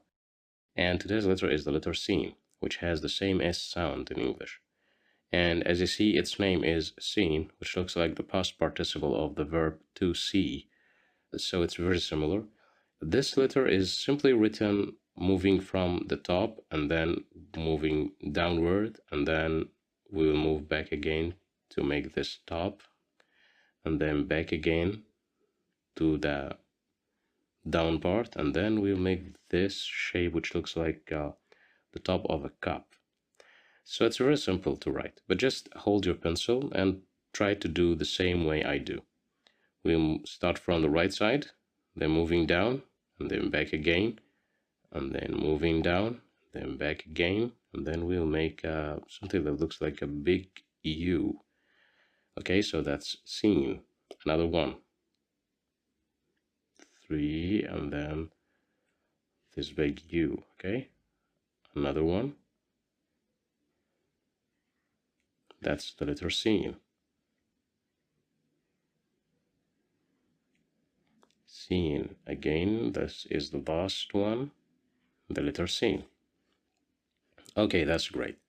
So the letter Sin is starting a new family of letters that are written in the same way. But we'd like to see how many forms do we have for the letter Sin. The last two lessons, when we dealt with the letter Del and the letter Dhal, and also the letter Ra and the letter Zay, we found that we have only two forms for these letters. We had the separate form and the connected form from the right side. They cannot be connected from the left side. So do we have the same thing here with the letter Sin? Well, let's see that. Here we have the letter Sin at the beginning of the word Sarir, Sarir, Sarir, which means a bed. So here we have an initial Sin. Okay, let's see the second word. Timsah, Timsah, Timsah, which means a crocodile. And we have already learned this word before with the letter Ha, if you remember. So here we have the letter Sin in the middle of the word Timsah. It's connected from the right side and connected from the left side. So this means that this is a middle Sin. Shams, Shams, Shams, which means a sun. So here we have a final Sin. This Sin is at the end of the word Shams. It's connected from the right side. Ras, Ras, Ras, which means a head. And here we have a separate Sin. It's not connected to the letter Alif. So I gotta ask a question now. Why didn't we connect the letter Sin with the letter Alif? Well, this is simple. You remember that we said that the letter Alif is only connected from the right side and it cannot be connected from the left side. This is impossible. So here we have a separate Sin. So this means that we have four forms of the letter scene. We have a separate scene, and we have initial scene, we have a middle scene, and we have the final scene. So here we have a word and we have a missing letter here. So as you see, it's at the beginning of the word sarir. So we need an initial scene. So we will just write it like this and connect it. Shams. As you see here, we have the missing letter at the end of the word Shams. So we need a letter that is written at the end. So we need a final scene. We will connect it from this side and then write it. Timsah. Timsah. Here we have the letter, or the missing letter, it's in the middle of the word, so we need a middle scene. We'll just write it like this. Ras. Ras. You remember that we said the letter Alif is only connected from the right side. It's not connected from the left side. So we need a separate scene. We will just write it like this. It's very simple. Now with the short harakat or al-harakat al-qasira, as we said before, we have fatha, dhamma, and kasra. And as you see here, we have fatha at the top of the letter sin. So you'll listen to me carefully and repeat after me. Sa, sa, sa. Here we have dhamma at the top of the letter sin.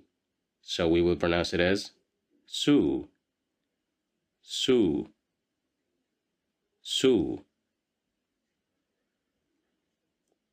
Here we have kasra right below the letter sin, and as I said before, fatha and dhamma are always at the top of the letter, but kasra is always below the letter. So here we have kasra, so that's why we will pronounce it as si, si, si. So let's try this again here. Sa, su, si. Well, let's see the sound in words. Here we have the letter sin at the beginning of the word samaka, samaka, samaka, which means a fish. And as you see here, we have a big fish. So here we have the haraka, or the sound, or the vowel sound. Here we have fatha at the top of the letter sin. So we will pronounce it as sa. We didn't pronounce it as su or si because we have no dhamma, we have no kasra. This time we have fatha. So just listen to me and repeat it again.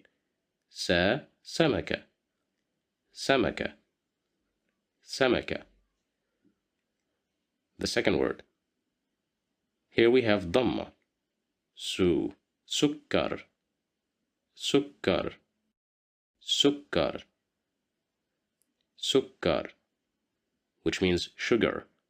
So here we have dhamma. That's why we pronounce it as su. We didn't say si or sa. We said su, sukkar.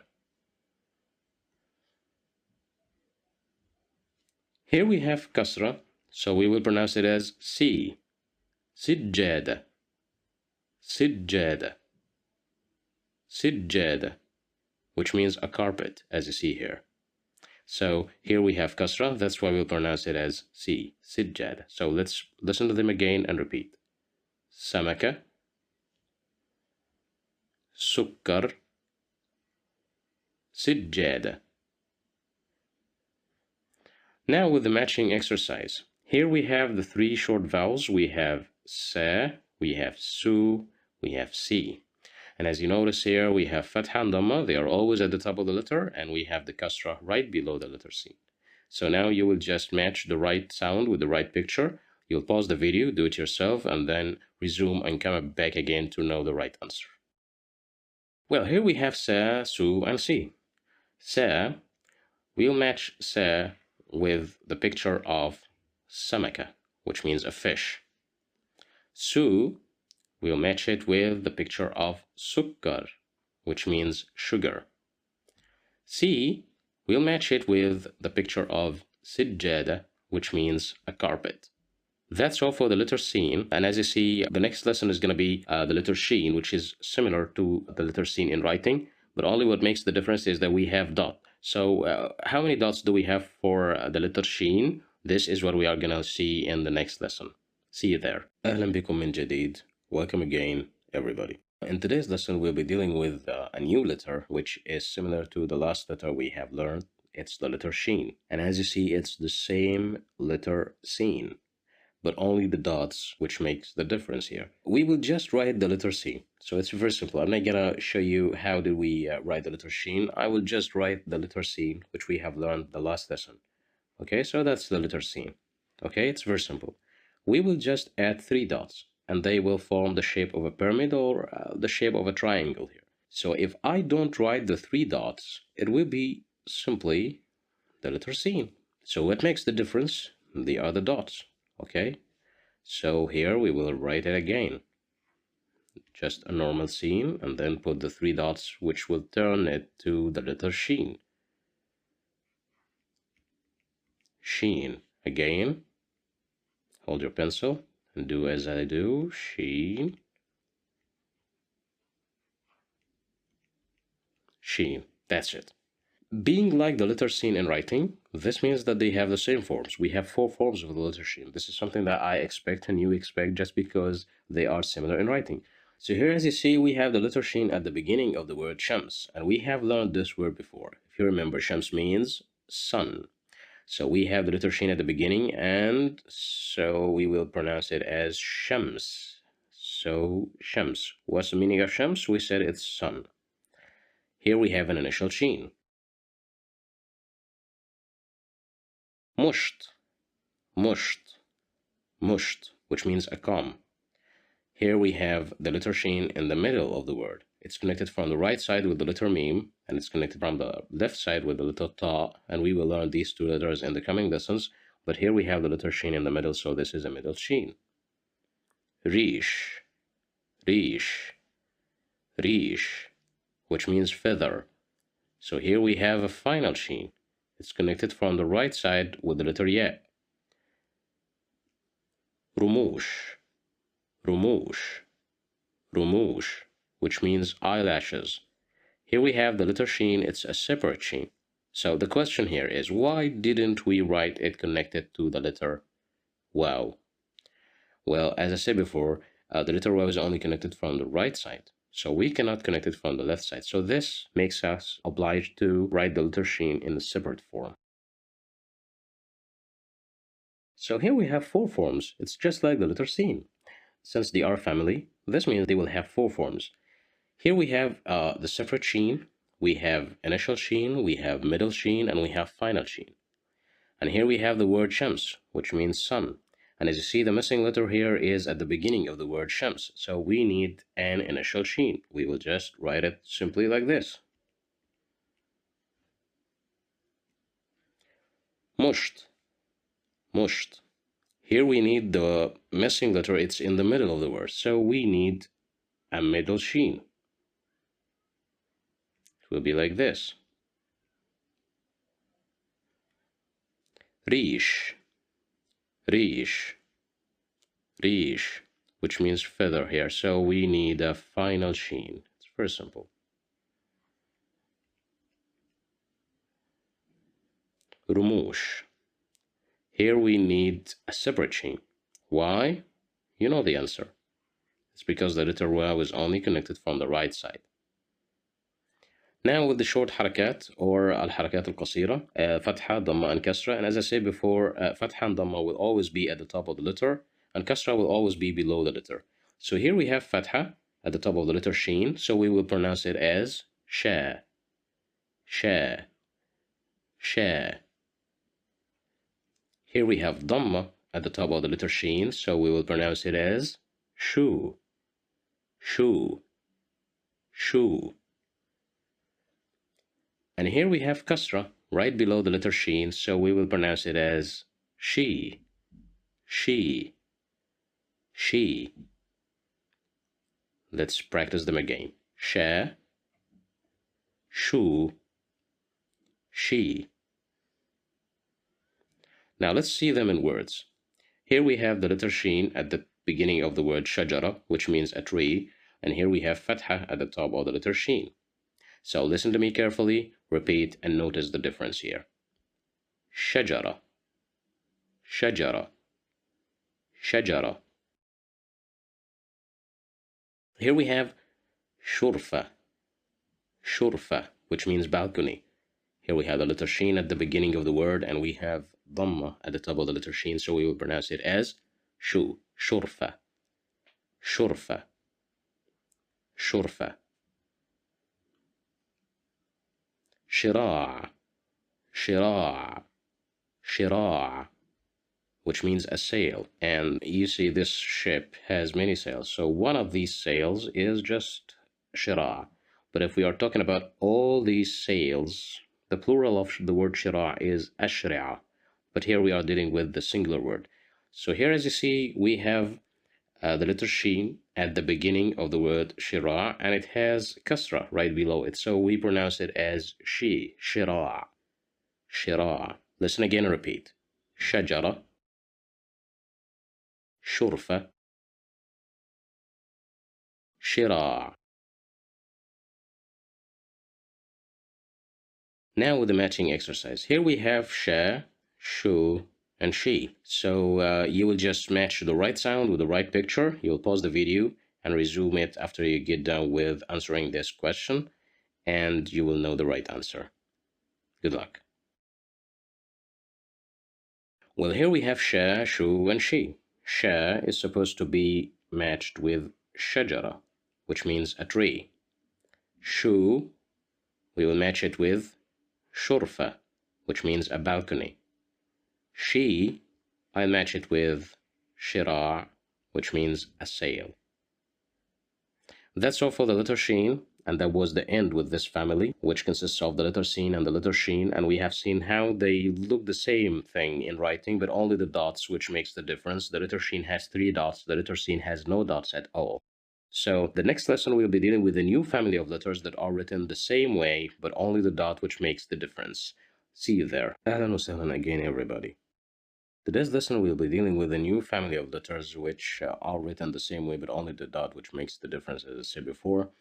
Today's lesson we are dealing with a new letter that doesn't exist in sound in English. Okay, we have already learned the letter sin, and we said that it's similar to the S sound in English. But today's letter is the letter sod. Sod. Sod. Looks like the letter sin, but it's stronger than the S sound that we have in English. The letter sod, as I said, doesn't exist in English. Only the sin, which has an equivalent in English. So the letter sod is simply written, this time we will move to the right, and then we will come back to the left, forming the top of the cup. So how to write it with our hand? You will just hold your pencil and do as I do. We move to the right side and then come back to the left, and then we will make the top of a cup. This is sod. Another one, moving to the right side and then back again and making the top of the cup. Again to the right. This is sod, as you see. Sod.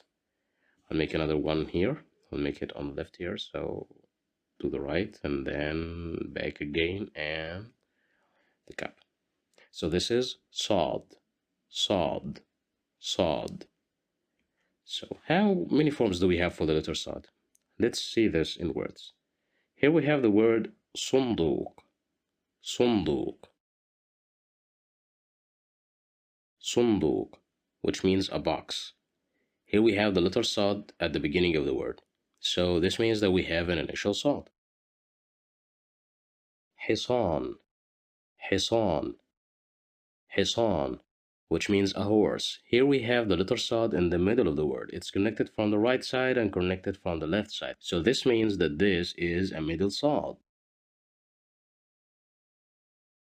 قميص, قميص, قميص, which means a shirt. Here we have the letter sod at the end of the word. So this is a final sod. It's connected from the right side with the letter ya. غواص, غواص, غواص, which means a diver.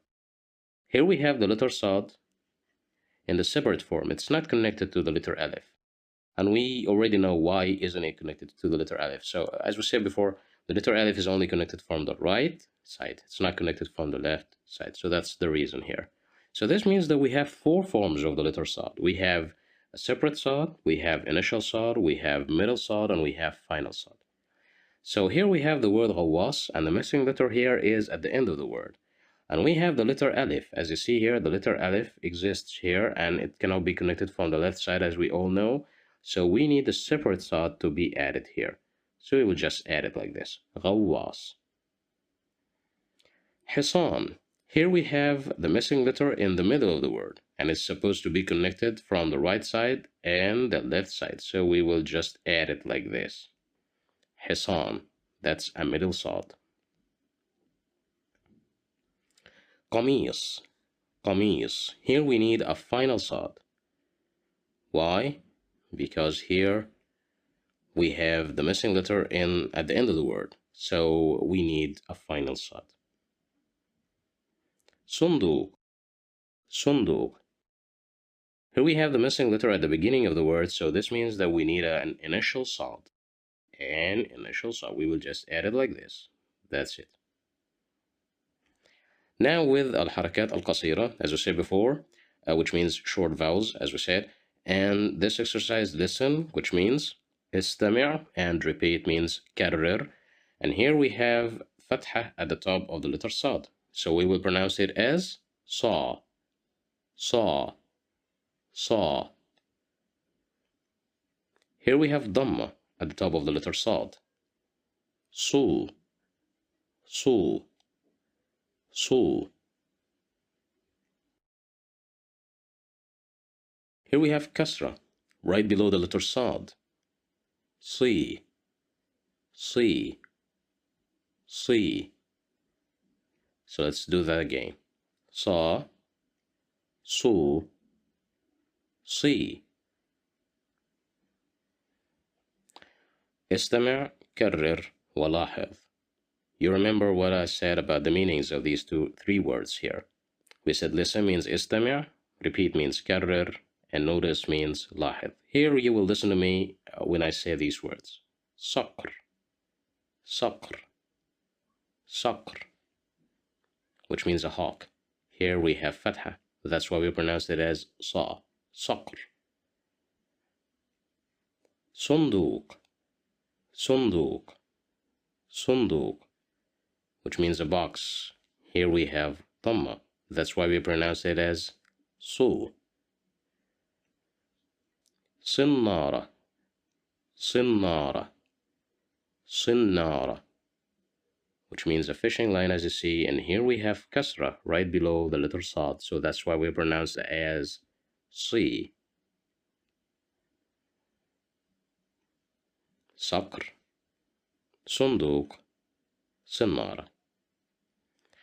Now with the matching exercise, and here we have the letter sad with the three short harakat, or the three short vowels. We have sa, we have su, and we have si. You'll just pause the video and match the right picture with the right sound, and then resume to know the right answer. Good luck. Well, here we have sa, sa, which means that we will match it with صقر, which means a hawk. Su, صندوق, which means that it's supposed to be matched with the word صندوق, which means a box. Si, صنارة, which means a fishing line.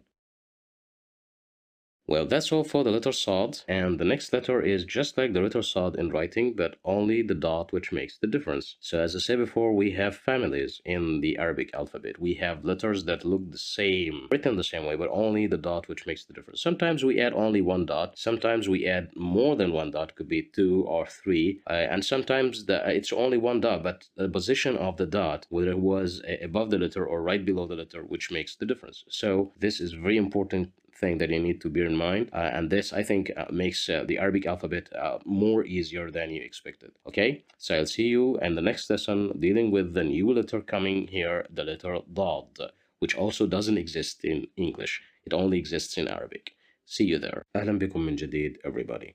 Welcome again, and today's letter we'll be dealing with a new letter, the letter dad.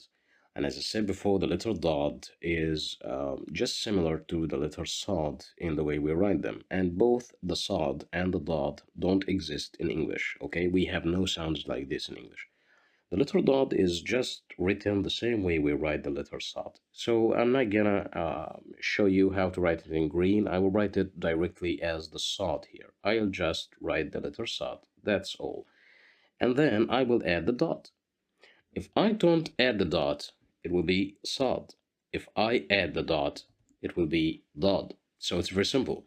Okay, so here we will start and write sod, and then we will put the dot to make it dod. Let's write another dot. Just hold your pencil and do as I do. Dot. Dot. Okay, so it's very simple. So being like the sod in writing, it means that we have the same forms. We have 4 forms for the little dot. Here we have the little dot at the beginning of the word ضفدع, which means a frog. ضفدع. So this means that we have an initial dot. بيضة. بيضة. بيضة, which means an egg, only one egg. Here we have the little dot in the middle of the word بيضة. So this is a middle dot. It's connected from the right side and the left side. بيض. بيض, which means eggs. So بيض is the plural of بيضة. بيضة is a singular word which means only one egg, but بيض means many eggs. Okay, so that's the plural form of the word بيضة. Here we have بيض. We have the little dot at the end of the word bite. So this is a final dot. It's connected from the right side. حوض. حوض. حوض, which means a washing basin. Here we have the little dot at the end of the word حوض, but it's not connected to any letters. It's not connected to the letter waw, and as I said before, the letter waw is only connected from the right side. It cannot be connected from the left side. So this is a separate dot. So this means that we have 4 forms of the letter dot, just like the letter sod. We have a separate dot, we have an initial dot, we have a middle dot, and we have a final dot. Here we have the missing letter in the middle of the word بيضة, which means an egg. So we will just use the middle dot. That's it. Here we have the missing letter at the beginning of the word ضفدع, which means a frog. So we need an initial dot. It's very simple. Here we have the missing letter at the end of the word بيض, which means eggs. That's the plural of the word بيضة. So we need a final dot. We will just add it like this. Now with حوض, which means a washing basin, and here we need a separate dot.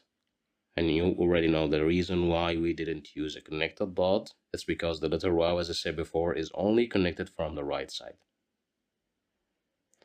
Now with the short harakat or the short sounds, فتحة, ضمة, and كسرة, you will repeat after me and we will talk about them again. ضا, ضا, ضا.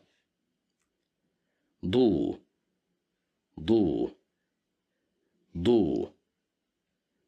ضي, ضي, ضي. So as you see here, we have the fatha at the top of the letter dot, so that's why we pronounced it as da.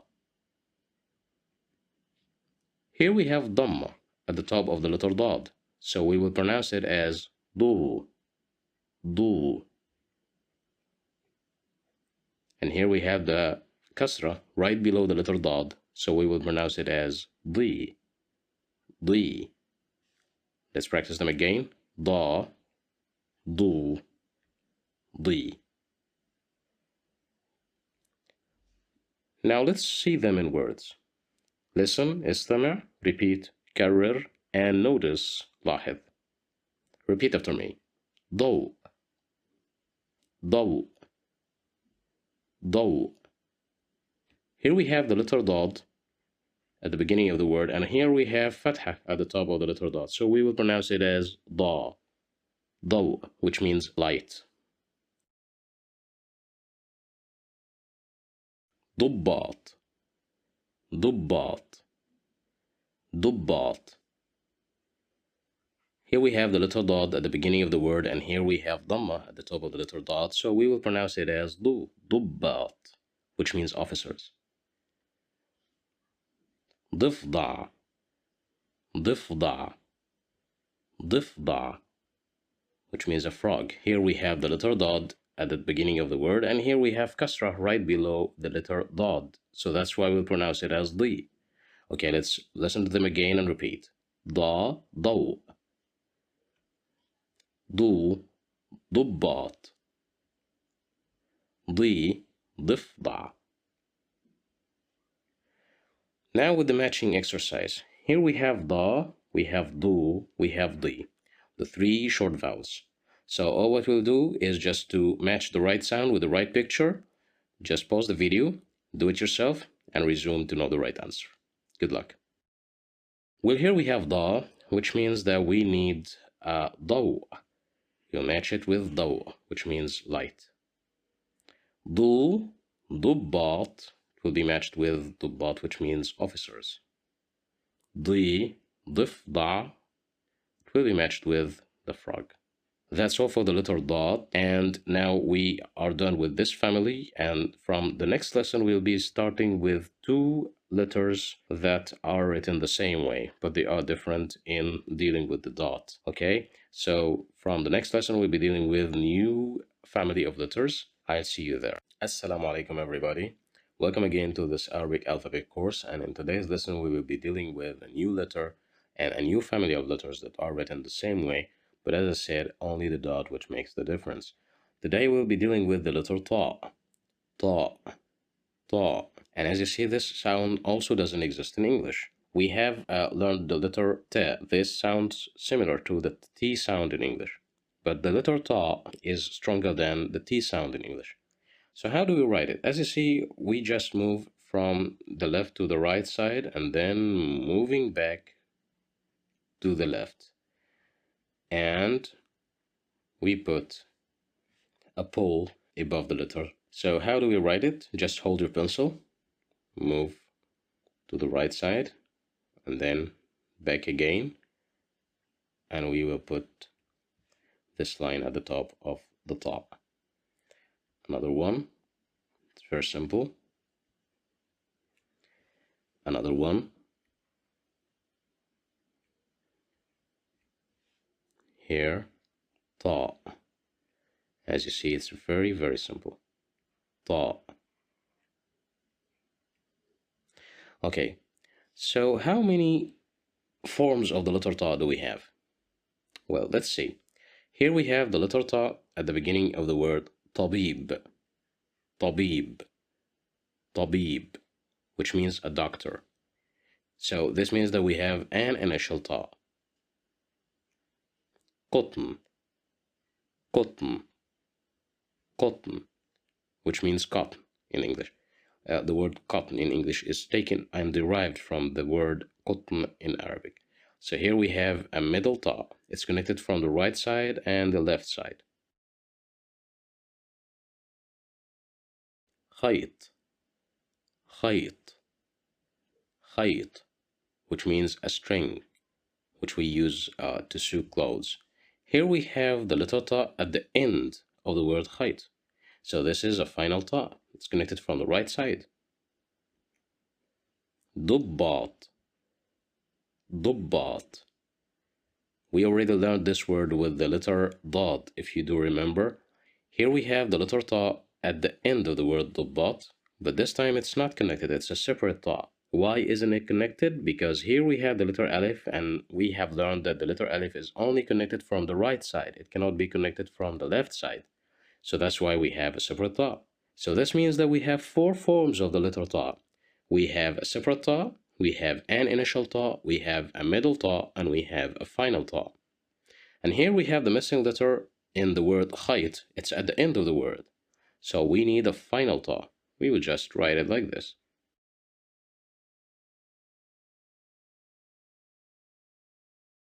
Here we have the word tabib, and the missing letter is at the beginning of the word tabib, so we need an initial ta. It will be simply written like this. Here we have the missing letter in the middle of the word cotton, which means cotton in English. Here we need a middle ta to be written here. ضباط. ضباط. The missing letter is at the end of the word dot, and it's also a separate letter. Why? Because we said before the letter alif is only connected from the right side, so we need a separate ta. It will be written simply like this. Now with the short harakat or al-harakat al-qasira as we learned before. And as I said before, the short vowels are controlling the Arabic alphabet, starting from the letter alif and ending with the letter ya. They control the 28 letters that we have in the Arabic alphabet. So here we have fatha at the top of the letter ta. So we will pronounce it as ta, ta, ta. Here we have dhamma at the top of the letter ta. So we will pronounce it as tu, tu, tu. Here we have kasra right below the letter ta, so we will pronounce it as tui, tui, tui. Listen again. Ta, tu, tui. Now let's see these sounds in words. Listen, استمع, repeat, كرر, and notice, لاحظ. طبيب, طبيب, طبيب. طيور, طيور, طيور.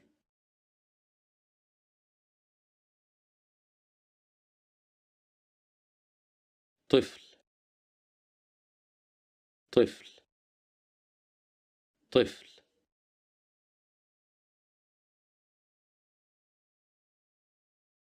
Here we have the little ta at the beginning of the word tabib, and here we have fatha that controls the sound, so that's why we'll pronounce it as ta, tabib. Here we have the little ta controlled by the sound of dhamma at the top of the little ta, so we pronounce it as tu, tuyur.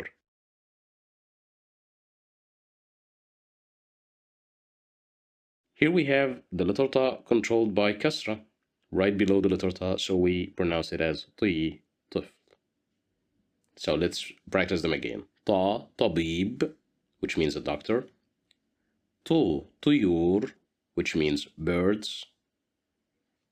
Ti, tifl, which means a baby, whether it was a baby boy or a baby girl. Now with the matching exercise. Here we have the letter ta with the 3 short harakat. Ta, tu, and ti.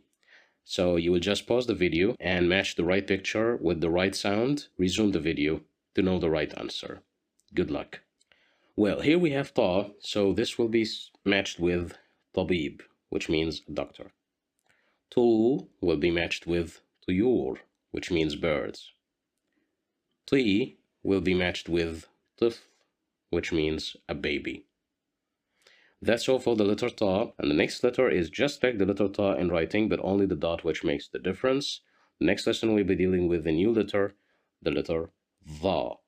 See you there. Assalamu alaikum everybody. Welcome again to this Arabic alphabet course, and in today's lesson we'll be dealing with a new letter, the letter va.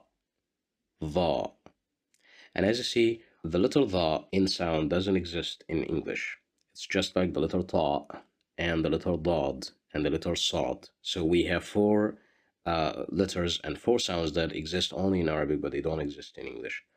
Here we have the letter dha, and as you see, it's just like the letter ta. It's only the dot which makes the difference. If we get rid of this dot, it will be ta. So we will just write the letter ta. Okay, it's very simple. Just hold your pencil and write the letter ta. If you add the dot, it's dha. If you don't add the dot, it's ta. So it's very simple. Again, hold your pencil and write. That's dha. Let's write another dha. It's very simple. Only the difference is the dot. Without the dot, it's ta. With the dot, it's dha. And here we have dha for the last time. So being similar in the way we write it, this means that it has the same forms of the letter ta. It has 4 forms. And as you see here, we have the word dhufr, dhufr, ظفر, which means a nail. Here we have the little dha at the beginning of the word ظفر. So we have an initial dha. ينظف, ينظف, ينظف, which means clean or cleans. It's in the present form. Here we have the little dha in the middle of the word. It's connected from the right side and the left side. So this means that this is a middle dha. يوقظ, يوقظ, يوقظ, which means wake. If you wake somebody or something, you wake your dog or something like this. Here we have يوقظ. We have the little dha at the end of the word يوقظ. So this is a final dha. It's connected from the right side with the little qaf. We will learn it in the next lessons. Here we have the little dha at the end of the word استيقاظ, استيقاظ, استيقاظ, which means waking or waking up.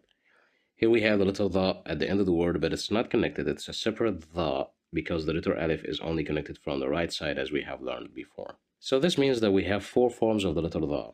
We have a separate dha, we have an initial dha, we have a middle dha, and we have a final dha. Here we have the word yuqidh, which means wake, if you wake somebody or something. And the missing letter here is at the end of the word. So we need a final dha. We will just add it like this. That's all. Here we have yunazzif, which means clean or cleans. It's in the present form. The missing letter is in the middle of the word, so we need a middle dha. It's simple. We will just add a middle dha. Here we have the missing letter at the beginning of the word dhufr, which means a nail, so we need an initial dha. It will be simply added like this. Here we have the missing letter is at the end of the word istiqadh, which means waking up. Here we need a separate dha. So why didn't we use a final dha? Because we said before the letter alif is only connected from the right side. So connection is impossible here. Now with the short harakat or al-harakat al-qasira, as I said before, here we have fatha at the top of the letter dha, so you will listen carefully to me and repeat. Dha, dha, dha. Here we have dhamma at the top of the letter dha, so we will pronounce it as dhu, dhu, dhu. Here we have kasra right below the letter dha, so we will pronounce it as the, the, the. Listen again and repeat. Dha, dhu, the. Dha, dhu, the. Well, listen, repeat, and notice. استمع, كرر, ولاحظ. You will listen to the sound, repeat it after me, and notice the difference. ظرف, ظرف, ظرف, which means an envelope. Here we have the letter dha with fatha right above it. So we will pronounce it as dha, ظرف. ظفر, ظفر, ظفر, which means a nail. So as you see here, we have the nails that we are talking about here. We are pointing at only one nail, so this is ظفر. Here we have the little dha at the beginning of the word ظفر, and it's controlled by the haraka of dhamma. So that's why we pronounce it as dhu, ظفر. ظل, ظل, ظل, which means a shadow. Here we have the little dha at the beginning of the word, and it's controlled by kasra. So that's why we pronounce it as the, ظل. Let's practice them again. ظرف, ظفر, ظل. Now with say and match. And as I said before, say means قل and match means صل. So in this exercise, you will match the right sound with the right picture. Here we have dha, we have dhu, and we have the. You'll pause the video and do it yourself, then you will resume it to know the right answer. Good luck. Well, here we have dha, dhu, and the. Dha, this is supposed to be matched with ظرف, which means an envelope. Dhu, I'll match it with ظفر, which means a nail. The, will be matched with dhill, which means a shadow. That's all for the letter dha, and that was the end with this family. We have learned that the letter ta and the letter dha, they are the same in writing, but only the dot which makes the difference. Ta has no dots, but dha has only one dot above. And also we have no sound in English that is similar to the sound of dha or the sound of ta. The next lesson we'll be dealing with a new letter and a new family of letters that are written the same way, but only the dot which makes the difference, as I said before. I'll see you there. Assalamu alaikum, everybody. Welcome again to this Arabic alphabet course, and today we are dealing with a new letter in the Arabic alphabet. We have the letter Ain. And as you see, Ain, this sound doesn't exist in English. So this letter will start a new family of letters that are written the same way, but only the dot which makes the difference, as I said before. How do we write the letter I? Well, it looks like we have two C's here. We have the letter C at the top, it's a small c, and the letter C at the bottom, it's a bigger C. So we write it like this, we move like this, and then we will move back again like this. So it's very simple. Let's try it. Hold your pencil, and we will start from the right side and then moving to the right again. It's like half a circle, okay? And then we'll make a bigger one here. It will look like this. That's the letter I. So let's practice it again. Hold your pencil. Make a small C and then a bigger C. Again, Ain. You see the sound doesn't exist in English. Ain. Again, moving from the right side, then back again to the right side, making half a circle, and then a bigger half a circle here. Okay, again, that's Ain. Another Ain. As you see, it's one of the glottal sounds, also just like the letter Ha, the letter Kha, and here we have the letter I. So it's very simple. Okay, so how many forms do we have of the letter Ain? Well, let's see this in words. Here we have the word Ain. Well, you see, it has the same name of the letter Ain. That's the letter Ain. On the right here, we have the letter Ain. And this word is also known as Ain. So what is the meaning of this word? It means an eye. We have two eyes. We have Ainan, which means two eyes. So here we have the letter Ain at the beginning of the word Ain, which means an eye. So this means that we have an initial I. So that's the first form. Muallim, muallim, which means a teacher. Here we have the letter Ain in the middle of the word, and it's connected from the right side and the left side. So this means that this is a middle Ain. Mudhiya, mudhiya, which means a TV or a radio presenter. Here we have the letter Ain at the end of the word mudhiya. It's connected from the right side, so this is a final Ain. Difda, difda, difda. I think we are familiar with this word. We have already learned this word with the letter Dad, if you remember. Here we have the letter Ain at the end of the word difda, but it's a separate Ain. Why is it separate? Because it's not connected to the previous letter. And here we have the previous letter is the letter Dal. And as we have learned, the letter Dal is only connected from the right side. It cannot be connected from the left side. So that's why we are obliged to use a separate Ain. So this means that we have four forms of the letter Ain. We have the separate form, we have an initial form, we have a middle form, and a final form. Here we have the word Dufda, which means a frog. The word Dufda ends with a separate Ain. So why will we use the separate Ain? Why can't we use the final Ain? Okay, because the letter Dal, as we said before, is only connected from the right side. Now with the word Ain, here we need an initial Ain. So we will just write it like this. Now with the word Mudhiya, which means a TV or a radio presenter. But before we know which one of the letters, one of the forms of the letter Ain which we need to write, we need to notice something that is very important. Here, as you see, the separate Ain and the initial Ain, they are written with open C. It looks like the small c, which we have in English. It's open from the right side here, but here we have it closed when it's in the middle and when it's a final Ain. As you see here, we close it. So how do we do it? Okay, we'll just start from the right and then move to the left and then come back to the right and back to the left. And this one is simply done like this. We will just move back and then we make it to the right. So that's how we write it when it is in the middle of the word and when it is at the end of the word. That's the only two cases which we have. But if we are writing it separate, we just write it like this. If we write it at the beginning of the word, when we use an initial line, it's written opened like this. But when we write it in the middle of the word or at the end of the word, we write it in this closed form, as you see.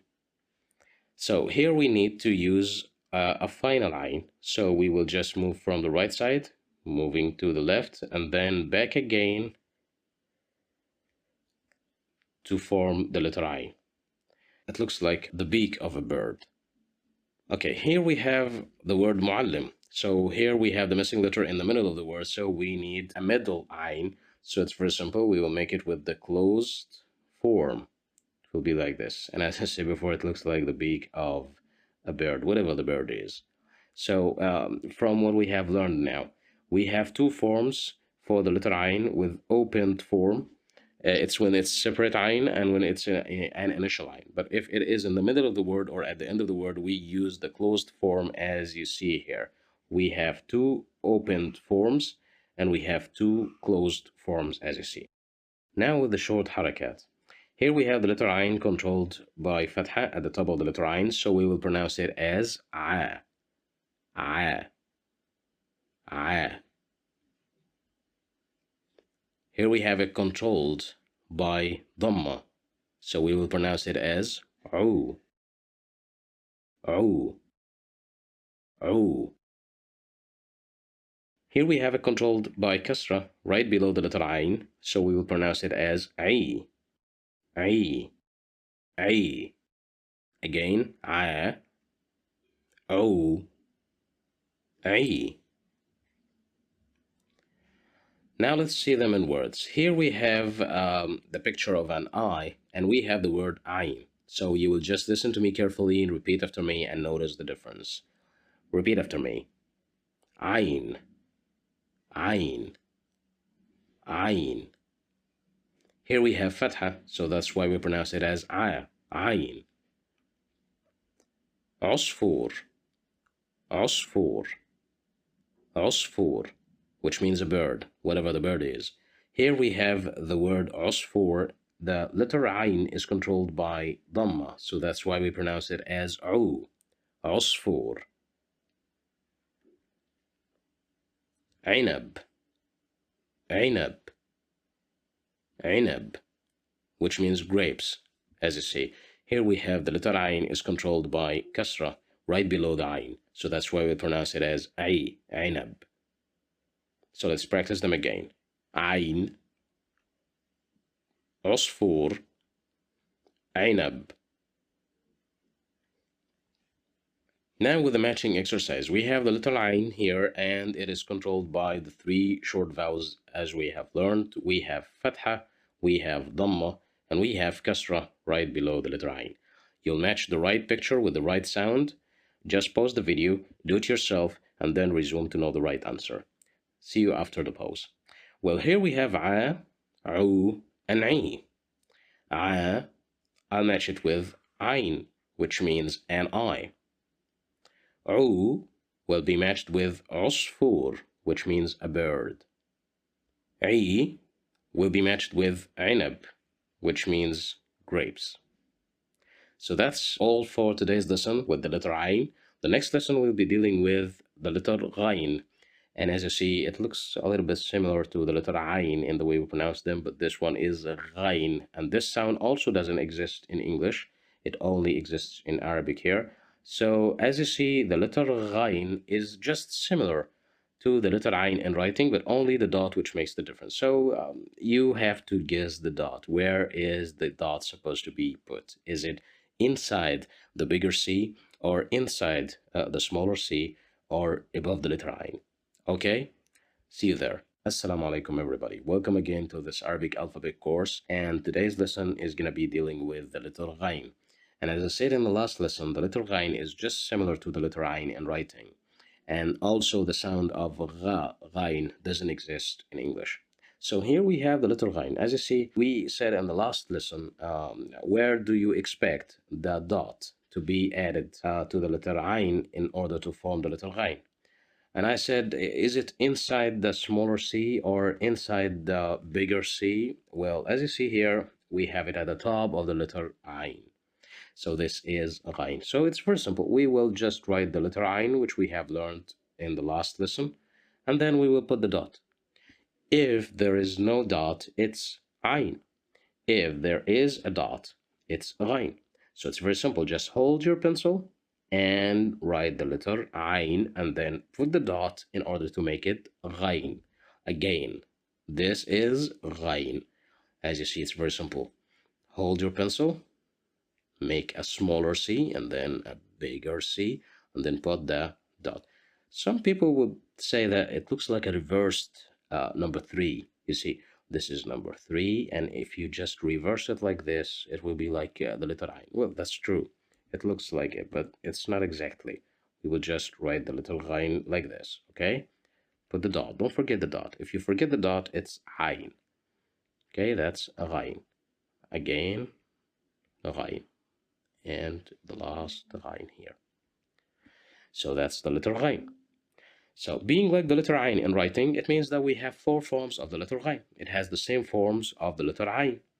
Here we have the letter Ghain at the beginning of the word ghazal, ghazal, ghazal, which means a deer. Here we have it at the beginning, so this is an initial Ghain. Yaghus, yaghus, yaghus. Here we have the letter Ghain in the middle of the word yaghus, and this means that we have a middle Ghain. So the word yaghus is a verb. It's a present verb in the present form. It means dive. Okay? So the next word, samgh, samgh, samgh, which means glue. Here we have the letter Ghain at the end of the word samgh. It's connected from the right side. So this means that we have a final Ghain. Dimagh, dimagh, dimagh. As you see here, we have the letter Ghain at the end of the word dimagh, but it's a separate Ghain because it's not connected. Why? Because here we have the letter Alif, and as I said before, the letter Alif is only connected from the right side. It cannot be connected from the left side. So that's why we are obliged to use a separate Ghain. Here we have the letter Ghain. So this means that we have 4 forms of the letter Ghain. And just like Ain, we have 2 open forms and we have 2 closed forms. The open forms are when you are using a separate Ghain or an initial Ghain. But if you are using a middle Ghain or a final Ghain, you will use the closed form. And we have learned how to do it. Just moving from the right side and then to the left and then back again to the right and back to the left. Then you put the dot. So it's very simple. This one is like this. It looks like the beak of a bird. Okay? So let's do it in this word. Here we have the missing letter is at the beginning of the word ghazal. So we need an initial Ghain. So it will be written simply like this. Dimagh, which means a brain or a mind or a head. It depends on the context that you are reading this word in. Here we have dimagh, we need a separate Ghain. This is very simple. Samgh, which means glue. Here we need a final Ghain, so we will use the closed form. We will move from the right to the left, and then trying to make the beak of the bird, and then back again, and put the dot. Yaghus, which means dive. Here we have it in the middle. The missing letter is in the middle of the word, so we need a middle Ghain. In order to do it, just move from the right to the left and make the beak of the bird, and then back again to the left, and don't forget to put the dot. Now with the short harakat, or al-harakat al-qasira, as we have learned before. Here we have fatha at the top of the letter Ghain. So we will pronounce it as gha, gha, gha. Here we have Dhamma at the top of the letter Ghain, so we will pronounce it as Ghu, Ghu, Ghu. Here we have Kasra right below the letter Ghain, so we will pronounce it as Ghi, Ghi, Ghi. Listen again and repeat. Gha, Ghu, Ghi. Now let's see them in words. Listen, استمع, repeat, كرر, and notice, ولاحظ. Here we have Fatha at the top of the letter Ghain, so we will pronounce it as Ghazal, Ghazal, Ghazal, which means a deer, as you see. Here we have Dhamma at the top of the letter Ghain, so we will pronounce it as Ghu, Ghusn, Ghusn, Ghusn, which means a branch.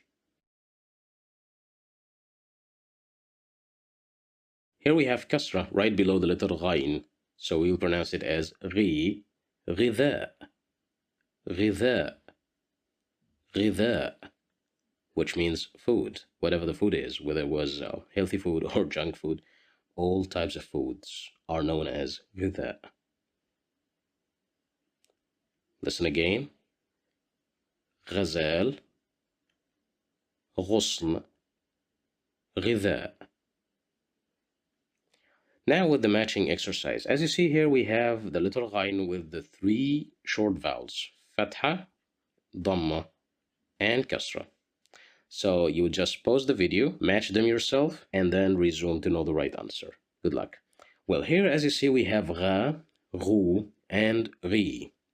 Gha is supposed to be matched with Ghazal, which means a deer. Ghu will be matched with Ghusn, which means a branch. Ghi will be matched with Ghidha, which means food. That's all for the letter Ghain, and in the next lesson we'll be dealing with a new letter and a new family of letters that are written the same way, but there is a little bit different in addition to the different other dots. I'll see you there. Ahlan wa sahlan everybody. Hi again. And as we have learned before, Ahlan wa sahlan is like hi, it's like hello. In this lesson we'll be dealing with a new letter, the letter Fa, and as you see the sound of Fa looks similar to the F sound in English. The letter Fa is very simple in writing. You will just make something that looks like a circle. You will move downward and then you will move from the right to the left, making this tail, and then you will put the dot, which you see there. So we will just practice it with our pencil now. Just hold your pencil, starting from the right, making a little bit circle, and then moving back to the left, making this tail, put the dot. Again, the dot. That's the letter Fa. Okay? Fa. Fa. And the final one here. So it's very simple. So the question is, how many forms of the letter Fa do we have? As you see here, we have the letter Fa at the beginning of the word Fustan, Fustan, Fustan, which means a dress. So if it is at the beginning of the word, so this means that we have an initial Fa. So that's the first form. ضفدع, ضفدع, ضفدع.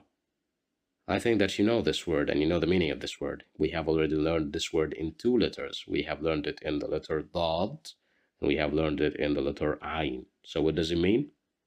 Well, that's great, excellent. It means a frog. So here, ضفدع, we have the letter Fa in the middle of the word ضفدع. It's connected from the right side and the left side. هاتف, هاتف, هاتف, which means a phone.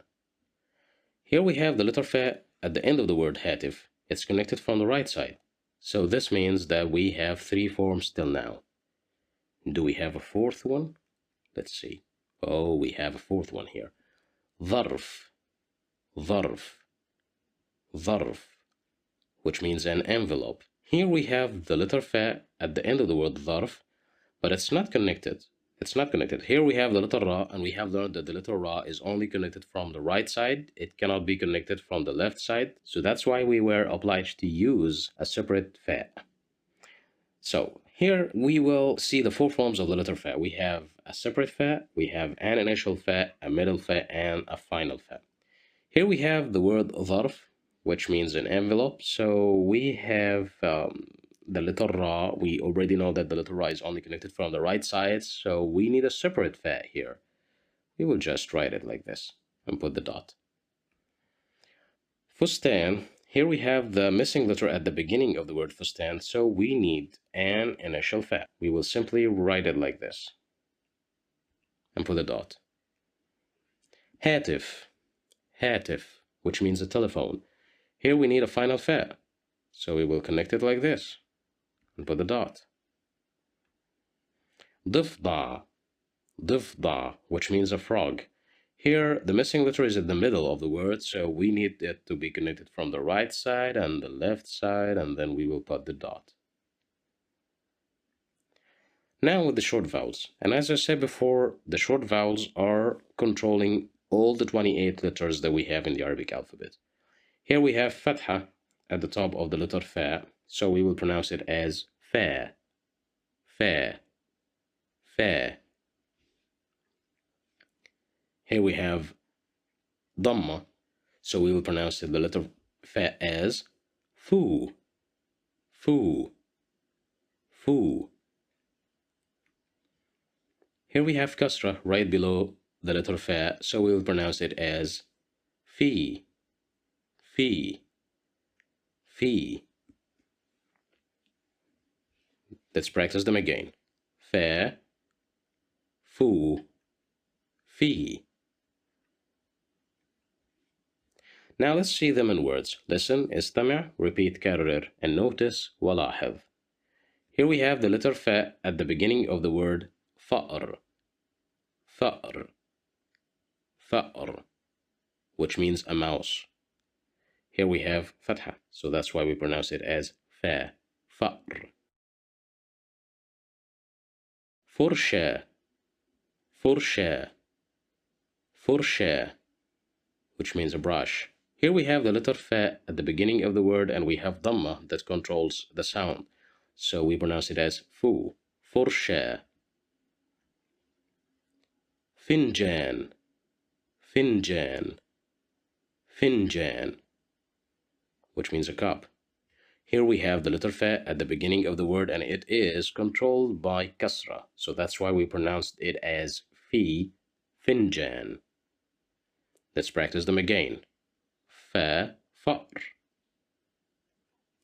Fu, فرشاة.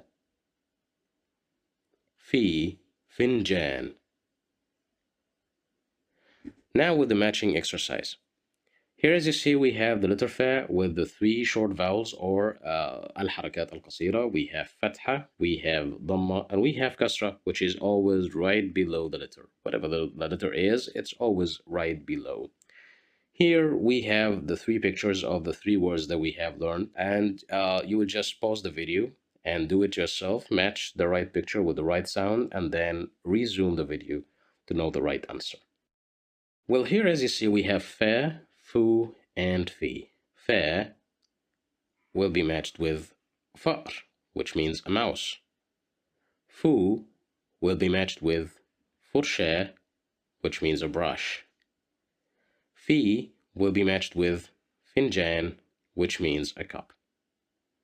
That's all for the letter fa, and the next lesson we will be dealing with a new letter which is similar to the letter fa in writing, but there is a difference in the dot, and there is a difference in the position of the head of the fa. It's a little bit higher than the head of the fa. The next letter is the letter qaf, and it will be a little bit different. So I'll see you there. Assalamu alaikum, everybody. Welcome again to this Arabic alphabet course, and in today's lesson we'll be dealing with a new letter, the letter qaf. We said in the last lesson that the letter qaf is similar to the letter fa in writing, with two differences. The first difference is the dots. We have two dots here. The letter fa was with only one dot. If you remember, that's the fa. Okay? The second difference is the position of the fa head. Here we have the head of the fa, and here we have the head of the qaf. The head of the qaf is a little bit higher. There is a distance here between the base of the qaf and the head of the qaf. So how do we write the qaf? It's very simple. You would just make a circle and then move a little bit down and then up again, making the tail, and then you put the two dots here. Again, hold your pencil, make the circle, move down, down, down, and then to the left, making the tail, and then put the two dots. That's qaf. Qaf. Another qaf here. Qaf. Qaf. As you see, the sound of the letter qaf doesn't exist in English. Well, it's true that the letter fa has the equivalent F sound in English, but the letter qaf doesn't have an equivalent, okay? Here we have another qaf. So that's it. So how many forms do we have for the letter qaf? Since it is similar to the letter fa, this means that it has the same forms of the letter fa. So this means that we have 4 forms of the letter qaf. Here we have the letter qaf at the beginning of the word qamar. Qamar. Qamar, which means a moon. Here we have the letter qaf at the beginning of the word, so this means that we have an initial qaf. Hadiqa. Hadiqa. Hadiqa, which means a garden. Here we have the letter qaf in the middle of the word. It's connected from the right side and connected from the left side. So this means that this is a middle qaf. Sadiq. Sadiq. Sadiq, which means a friend. Here we have a final qaf. It's connected from the right side. Sunduq.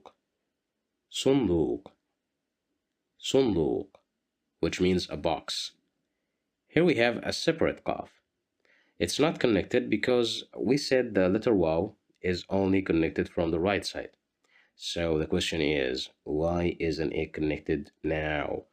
You said it is connected only from the right side, but here we see that there is no connection between the letter waw and the letter dal, which we have already learned before.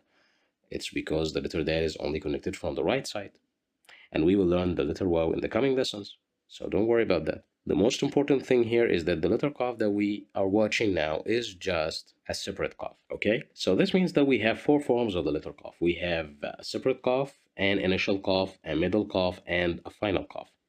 Here we have the word sadiq, and as you see here, the missing letter is at the end of the word, and it is supposed to be a final qaf or a connected qaf because the letter ya here, as you see, is ready to be connected. So we will write the final qaf and connect it like this. Put the dots. Here we have hadiqa, and here we have the missing letter in the middle of the word, so we need a middle qaf. We will just connect it like this and put the dots. Qamar. Here the missing letter is at the beginning of the word, so we need an initial qaf. We'll just add it like this. Sunduq. Sunduq. Here we have the missing letter, a separate letter. So we need a separate qaf. Why? Because as we said, the letter waw is only connected from the right side. Now with the al-harakat al-qasira or the short vowels. Here we have the letter qaf with fatha right above it. So we will pronounce it as qa. Qa. Qa. Here we have dhamma at the top of the qaf, so we will pronounce it as qu. Qu. Qu. Here we have kasra right below the qaf, so we will pronounce it as qi. Qi. Qi. Let's practice them again. Qa. Qu. Qi. Now let's see them in words. Here we have the word qamar. Qamar. Qamar, which means a moon, as you see. Here we have the letter qaf at the beginning of the word, and we have fatha right above the letter qaf, so that's why we pronounce it as qa. Qamar. cotton, cotton, cotton. We pronounced it as qu because the letter qaf is controlled by the dhamma sound. So that's why we pronounce it as qu, cotton. قطة, قطة, قطة, which means a cat, as you see. Here we have the letter qaf controlled by the kasra sound. That's why we pronounce it as qi. قطة. Let's practice them again. قمر, cotton, قطة. Now with the matching exercise. Here we have the three short vowels. We have fatha, we have dhamma, and we have kasra right below the letter qaf. And we are supposed to match the right sound with the right picture. You will just do it after you pause the video and then resume to know the right answer. Good luck. Well, here as you see we have qa, qu, and qi. Qa is supposed to be matched with qamar, which means a moon. Qu will be matched with cotton, which means cotton. Here we have qi, which will be matched with قطة, which means a cat. That's all for the letter qaf, and that was the end of this family. Starting from the next lessons, we'll be dealing with orphans. The coming letters have no families. Okay, so we will be dealing with unique letters. Every letter has its own form, has its own shape, has its own way of writing. There are no dots involved anymore. Okay? See you there. Assalamu alaikum, everybody. Hello and welcome again. In today's lesson, we'll be dealing with a new letter, and this letter is, as I said in the last lesson, the coming letters are going to be all our orphans. Okay, so they have no families. Here we have the letter kaf, kaf, kaf, and as you see, ka, it looks like the ka sound, or the c when it's pronounced car, cat, and it also looks like the k in words like king and kite. Okay, so we have an equivalent in English. But the letter kaf, as you see, it's written just like writing alif. We are moving downward, and then we move to the left, making this tail, and then we put hamza inside, as you see. So it's very simple. We will just start from the top, moving downward, and then to the left, making the tail, and then we will put the hamza inside. Again, hold your pencil, move downward, then making the tail and putting the hamza inside. Again, moving downward, that's the hamza. Kaf, that's the kaf. It's very simple. Kaf. So how many forms do we have for the letter kaf? Let's see that. Here we have the word kitab, kitab, kitab. Here we have the letter kaf at the beginning of the word. And as you see, there is a difference in the shape of the kaf. Here the kaf is written like this. Okay? So why did we write it like this? Well, the letter kaf, when it is written at the beginning of the word, it's written in this form. Okay, so this word is kitab, which means a book. It's an initial kaf. So this is the shape or the form of the initial kaf. Samaka, samaka, samaka. Here we have the letter kaf in the middle of the word, and it's connected from the right side and the left side, and it's in the same form which we had with the initial kaf. So this means that the initial kaf and the middle kaf are written the same way. This is the initial kaf, and if it's connected from the right side, it will be a middle kaf. Samaka means fish, as we said. يضحك, يضحك, يضحك, which means laugh. Here we have the letter kaf at the end of the word, and it looks similar to the form which we have learned at the beginning of the lesson here. So it's connected from the right side. So this is a final kaf. شباك, شباك, which means a window. Here we have the letter kaf in the separate form. It's not connected to any letters. Why? Because the letter alif, as you see here, is only connected from the right side, as we have learned, but it's not connected from the left side. So that's why we will use a separate kaf. So this means that we have four forms of the letter kaf. And there are two forms which are similar. The separate kaf is just similar to the final kaf. They are written the same way.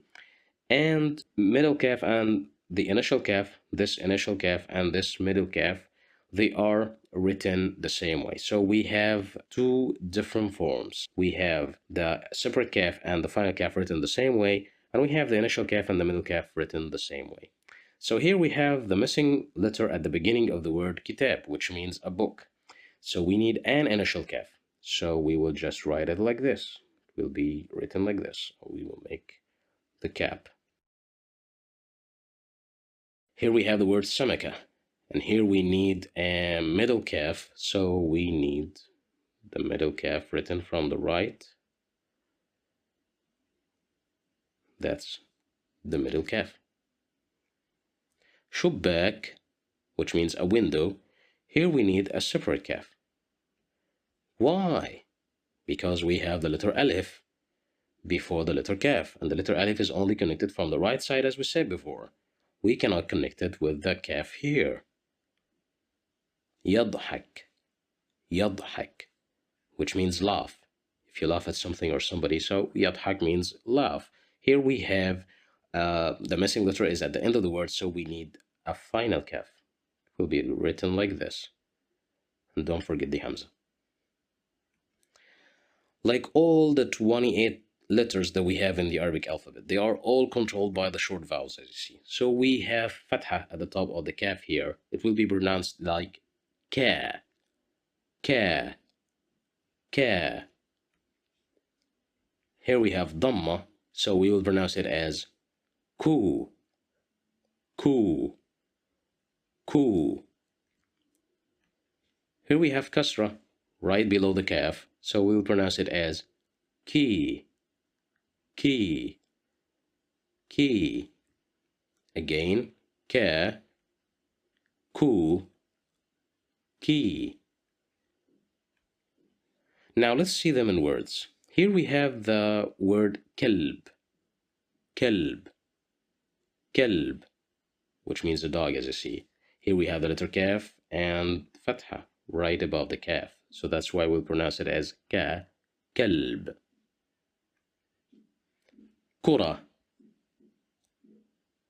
kura, kura, which means a ball. Here we have the letter kaf at the beginning of the word, and it's controlled by dhamma, which makes it pronounced like ku, kura.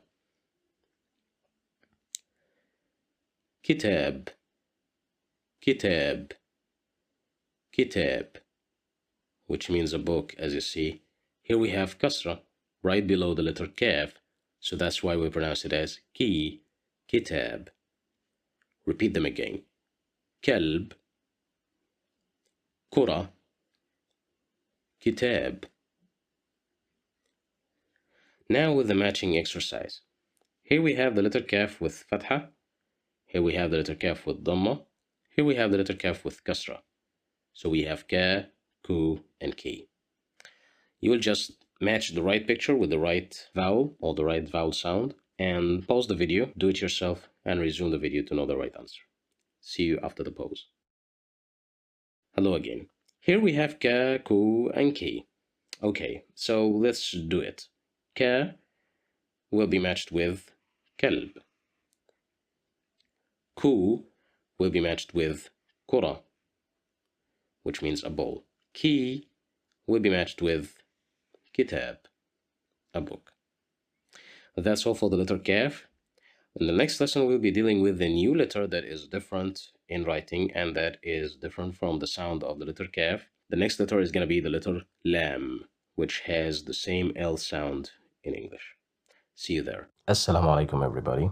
Welcome again to this alphabet course. In this lesson today, we will be dealing with the letter lam. And as you see, it looks like the L sound in English. So here, all what we need to do is just to start from the top, as you see, moving downward, and then back again to make the tail. That's the direction of the way we write the letter lam. So just hold your pencil We'll start from the top, moving downward, and then back to make the tail. That's the letter lam. Another one, lam, lam. Now it looks like the letter J, okay, here, but this time without the dot.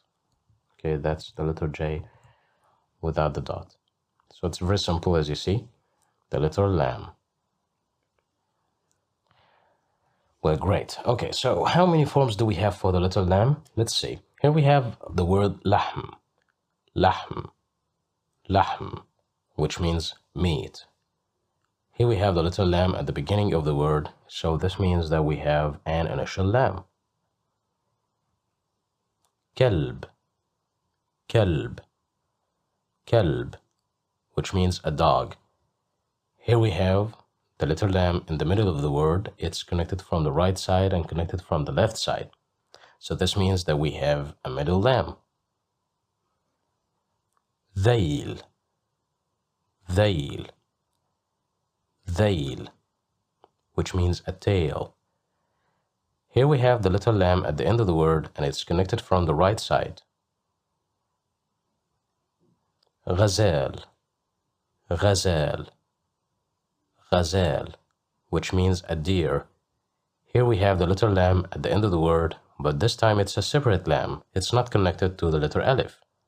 So the question is, why isn't it connected to the letter alif? As we have learned before, the letter alif is only connected from the right side. So we have another question. Why isn't the letter alif connected to the letter zay? It's because we have already learned that the letter zay is only connected from the right side. So this means that we have four forms of the letter lam. We have a separate lam, we have an initial lam, we have a middle lam, and we have a final lam. Here we have the word kelb, and the missing letter here is in the middle. So we need a middle lam. We will just add it like this. Dhail, which means a tail. Here we need a final lam. We will just add it like this. Ghazal. As we have the letter alif, and we said before that the letter alif is only connected from the right side, and we have learned why isn't it connected to the letter zay, as we said before. Here we need a letter that is a separate letter. We need a separate lam in order to add it to the word ghazal, which means a deer. Here the missing letter is at the beginning of the word lahm, so we need an initial lam. Now with the short harakat or al-harakat al-qasira, fatha, dhamma, and kasra. Here as you see we have fatha at the top of the letter lam, so we will pronounce it as la, la, la. Here we have dhamma at the top of the lam, so we will pronounce it as lu, lu, lu. Here we have kasra right below the lam, so we will pronounce it as li, li, li. Let's practice them again. La, lu, li. Now with listen, repeat, and notice. استمع, كرر, ولاحظ. Here we will see the three sounds in words. Look at this one. لحم, لحم, لحم. Here we have fatha at the top of the letter lam, so that's why we pronounced it as la, lahm, which means meat. لعبة, لعبة, لعبة, which means a game, whatever the game is. Here we have the letter lam with dhamma above, so that's why we pronounced it as lu, لعبة. Lisan, lisan, lisan, which means a tongue. Here we have the letter lam with kasra right below it, so that's why we pronounced it as li, lisan. Listen again. لا لحم, lu لعبة, لي لسان. Now with the matching exercise. Here we have the letter lam with the three short sounds, fatha, dhamma, and kasra. Here we will match the right sound with the right picture. So just pause the video, do it yourself, and then resume to know the right answer. Good luck. Well, here we have la, lu, and li. La will be matched with lahm. Lu will be matched with lu'ba. Li will be matched with lisan, which means a tongue. That's all for this lesson today and the letter lam. The next lesson we'll be dealing with a new letter, the letter mim, which has the same sound of the M sound in English. I'd see you there. Assalamu alaikum everybody. Hello and welcome again to this Arabic alphabet course, and today's lesson will be dealing with the letter mim. And as I said in the last lesson, the letter mim sounds like the M sound in English. So how do we write the letter mim? As you see here, this is the direction of writing the letter mim. And then you move downward like this. So it's very simple. Hold your pencil and we will write it like this. So normally we close it. Here, it's like this. Some people would like to write it like this. Okay, so it's very simple. You can write it by many ways here, as you see. Another one here, meme. So we can write it in different forms or in different ways, different directions, but just write it as you see. So that's the letter meme. So how many forms do we have for the letter meme? Well, we will guess that after we deal with these coming words. The first word here is the word melh, melh, melh, which means salt. As you see here, we have the letter meme at the beginning of the word melh. So this is an initial meme. Shams, shams. Well, the word shams means sun. Okay, so here we have the word shams. We have the letter meme in the middle of the word and it's connected from the right side and the left side. So this is a middle meme. Lahm, lahm, lahm, which means meat. Here we have a final meme and it's connected from the right side. Qadam, qadam, qadam, which means a foot.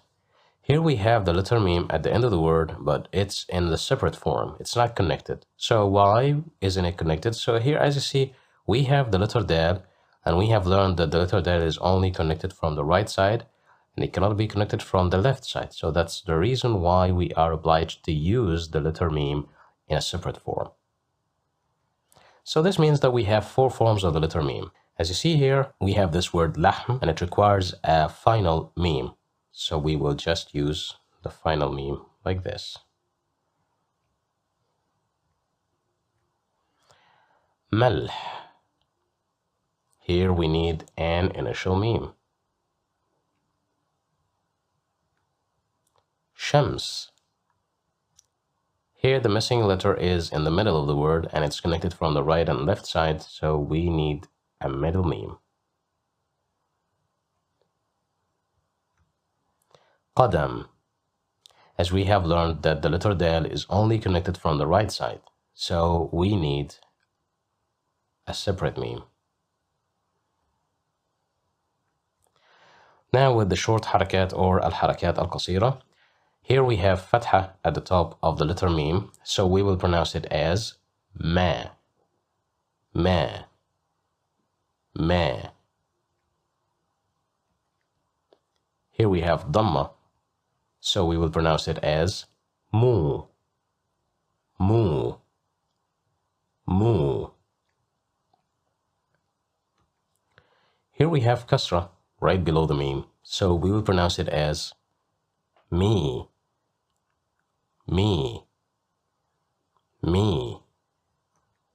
Okay, let's practice them again. Ma, mu, me, ma, mu, me.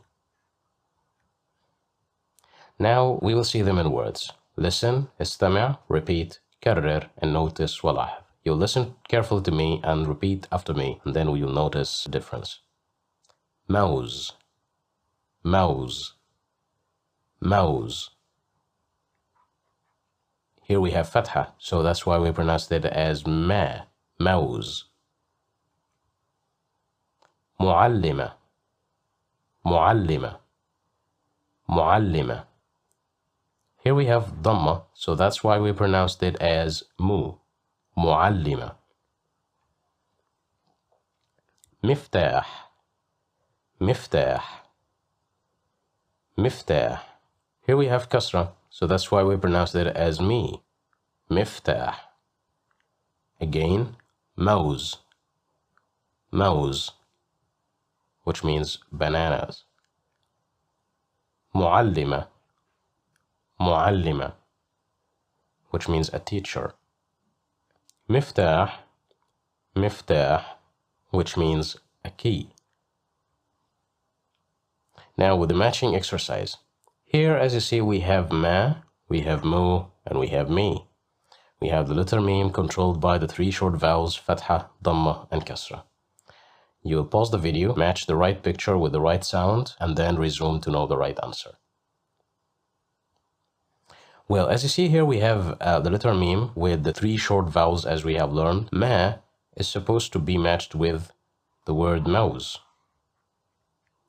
Mu will be matched with the word muallima. Me will be matched with miftah. That's all for the letter meme, which sounds like the M sound in English. The next lesson we'll be dealing with a new letter, which has an equivalent in English. What is it? Well, move to the next lesson to know what it is. See you there. Marhaba everybody. Hi and welcome again. In today's lesson, we'll be dealing with a new letter, the letter noon. And as I said in the last lesson, the letter noon has an equivalent in English. It looks like the N sound.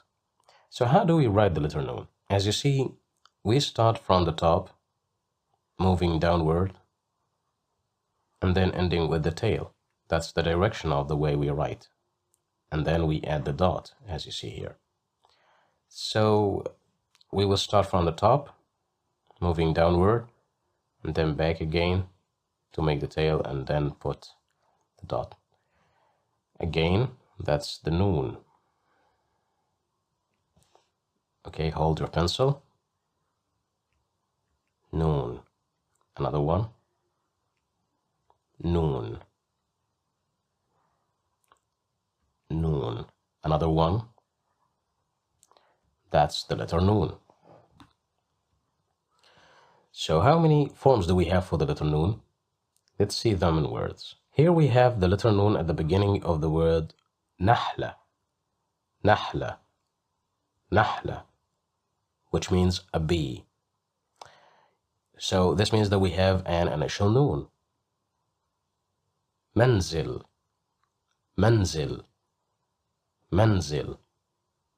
Here we have the letter noon in the middle of the word. It's connected from the right side and the left side. So this means that we have a middle noon. Cotton. Cotton. Cotton, which means cotton. Here we have the letter noon at the end of the word. So it's connected from the right side. This means that we have a final noon. Udhun. Udhun. Udhun. We have already learned this word. You remember that? Udhun means an ear. So here we have the letter noon at the end of the word, and it's a separate noon. Why? Because the letter dhal is only connected from the right side. So why isn't the letter dhal connected from the right side here? It's because the letter alif is only connected from the right side. So as you see, here we have no connection on the right for all of these three letters here. Okay, so this means that we have four forms of the letter noon. We have separate noon, we have initial noon, we have middle noon, and we have final noon. And here we have the word qutn, and the missing letter is at the end of the word. So we need to use the final noon. Manzil. Here we have the missing letter in the middle, so we need a middle noon. Udhun. As we have learned, the letter Dal is only connected from the right side, and it cannot be connected from the left side. So this means that we need a separate noon. So we will just add a separate noon. Nahla, which means a bee. So here we need an initial noon. We will add it like this. Now with the short vowels or al-harakat al-qasira, here we have fatha at the top of the noon. So we will pronounce it as na, na, na. Here we have dhamma at the top of the noon, so we will pronounce it as nu, nu, nu. Now we have kasra right below the noon, so we will pronounce it as ni, ni, ni. So let's practice them again. Na, nu, ni. Na, nu, ni. Now let's see them in words. You'll listen carefully to me and repeat after me, and then you'll notice the difference. Nahla, nahla, nahla. Here we have fatha, so that's why we pronounced it as na, nahla. Nuqud, nuqud, nuqud. Here we have dhamma, so that's why we pronounced it as nu. Nuqud means money. Nisnas, nisnas, nisnas. Here we have kasra, so that's why we pronounced it as ni. And there's something else here. As you see, we have fatha on this noon. We pronounced it as na. So we have two noons here. We have the noon in red. It's controlled by kasra, so we pronounced it as ni, nis, nas. And the noon in blue, it has fatha, so we pronounced it as na, nis, nas. Let's practice them again. Nahla, nuqud, nisnas. Now with the matching exercise. Here, as you see, we have the letter noon controlled by the three vowels that we have learned, fatha, dhamma, and kasra. You will match them with the right picture. Pause the video, do it yourself, and then resume to know the right answer. Well, here, as we see, we have na. Na will be matched with nahla. Nu will be matched with nuqud. Ni will be matched with nisnas, which means a monkey. That's all for the letter noon. Next time we'll be dealing with a new letter that has an equivalent in English. It will be the letter ha, which equals the H sound or the h sound in English. I'll see you there. Assalamu alaikum, everybody. Hello and welcome again. In today's lesson, we'll be dealing with a new letter, the letter ha, which sounds like the H sound in English. How do we write it? We move from the top downward, moving to the right, and then we move back again to the left, making a circle inside, and then making this tail. So in order to do this, just hold your pencil. We move from the top, moving downward, and then we'll make a circle inside, and then make this tail. So it's very simple. Again, downward, a circle inside, and to the left. Downward, a circle, and the tail. Okay, that's ha. The letter ha. Ha. It's very simple. Ha. Ha. As you see. Okay, so how many forms do we have for the letter ha? Well, let's see this in words. Here we have the word hatif. Hatif, which means a telephone. Here we have the letter ha at the beginning of the word. So this means that this is an initial ha. مهندس مهندس مهندس, which means an engineer. Here we have the letter H in the middle of the word. And as you see, the way we write it has different. It has differed from the way we have learned writing the H at the beginning of the lesson.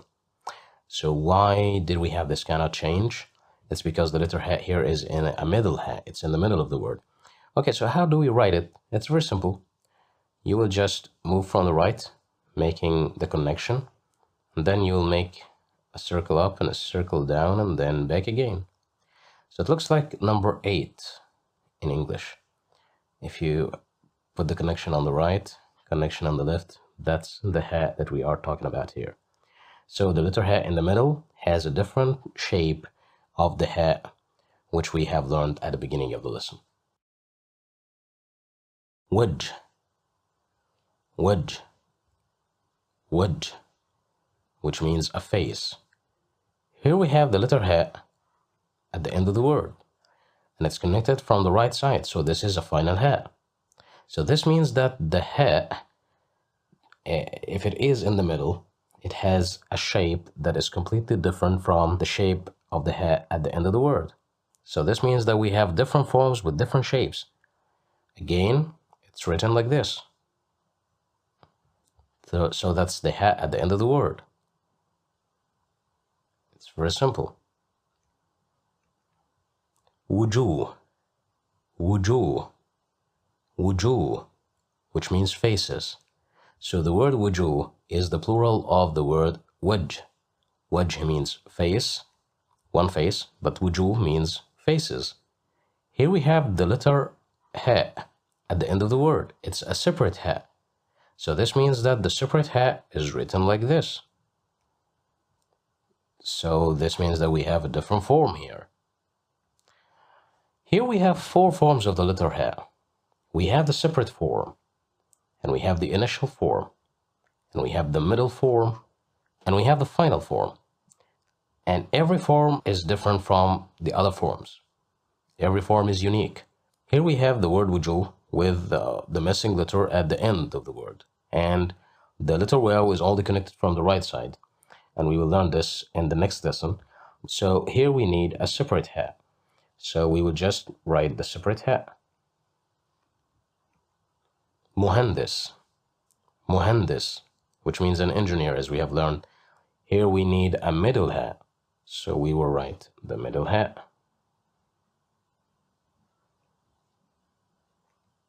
Wedge. Here the letter Jim is ready to be connected from the left side, so we will just write the final H.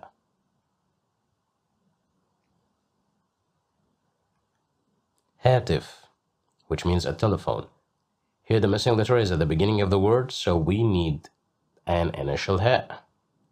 It's very simple. Now with the short harakat or al-harakat al-qasira, the short vowels, here we have fatha at the top of the H, so we will pronounce it as ha, ha, ha. Here we have dhamma at the top of the H, so we will pronounce it as hu, hu, hu. Here we have kasra right below the H, so we will pronounce it as he, he, he. Again, ha, hu, he. Now let's see them in words. Listen and repeat after me. Haram, haram, haram, which means a pyramid, as you see. Here we have the letter ha controlled by fatha, so that's why we pronounced it as ha, haram. Hudhud, hudhud, hudhud, which means a hoopoe, as you see. Here we have the letter ha controlled by dhamma. We have 2 has here. Both of them are controlled by dhamma, so that's why we pronounce them as hu, hudhud. Hilal, hilal, hilal, crescent. Here we have the letter ha controlled by kasra. So that's why we pronounced it as he. Hilal. Haram. Hudhud. Hilal. Now with the matching exercise. Here we have the letter ha with fatha. We have the letter ha with dhamma. And we have the letter ha with kasra. You will just pause the video and resume after you do it yourself and match the right picture with the right answer. Well, here we have ha, hu, and he.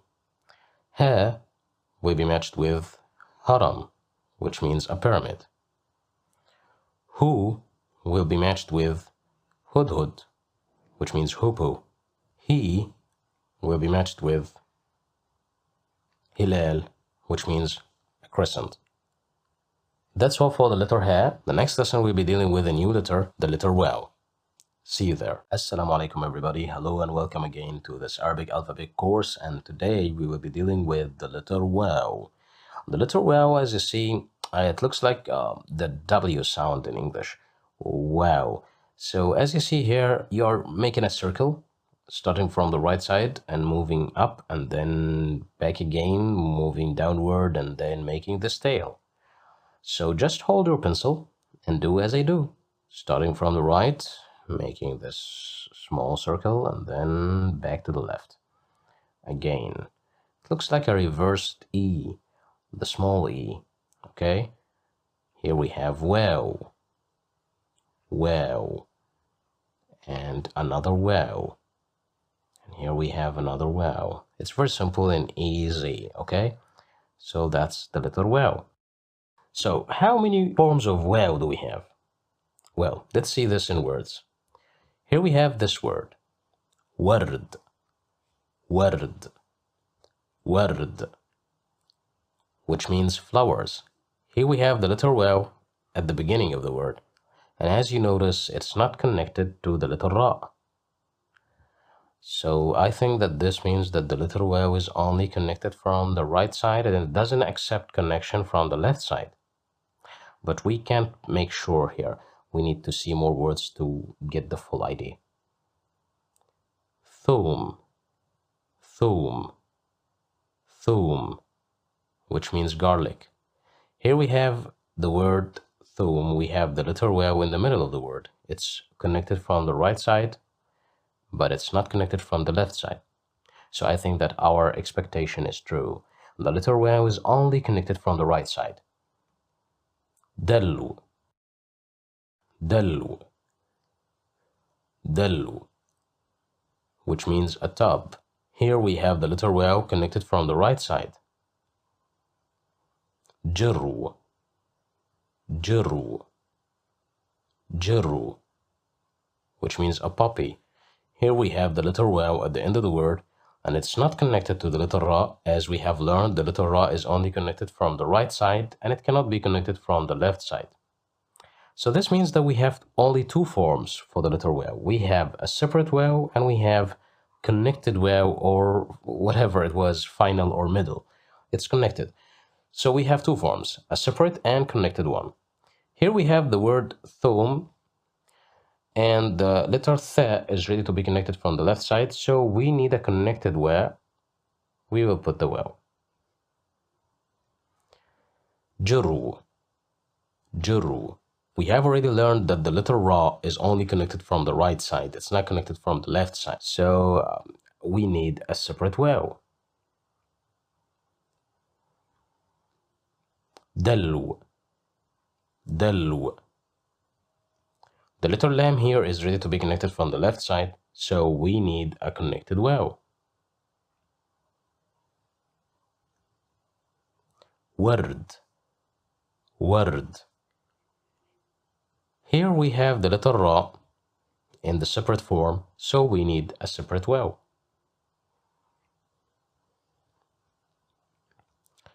And like all the letters we have learned before, the letter waw is controlled by the short vowels or al-harakat al-qasira, as we said. So here, as you see, we have fatha, so we will pronounce it as wa, wa, wa. Here we have dhamma, so we will pronounce it as woo,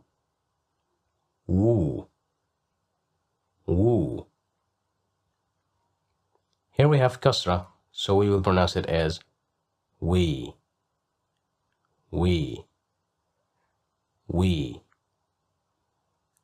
Let's listen again and repeat. Wa, woo, we. Let's see them in words. Here we have word.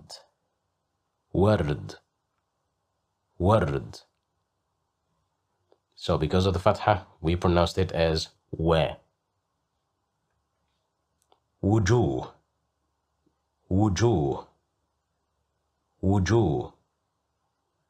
which means faces. Here we have different faces with different emotions. Here we have dhamma, so that's why we pronounced it as wu. Wisada, which means a pillow. Here we have kasra, so that's why we pronounced it as we.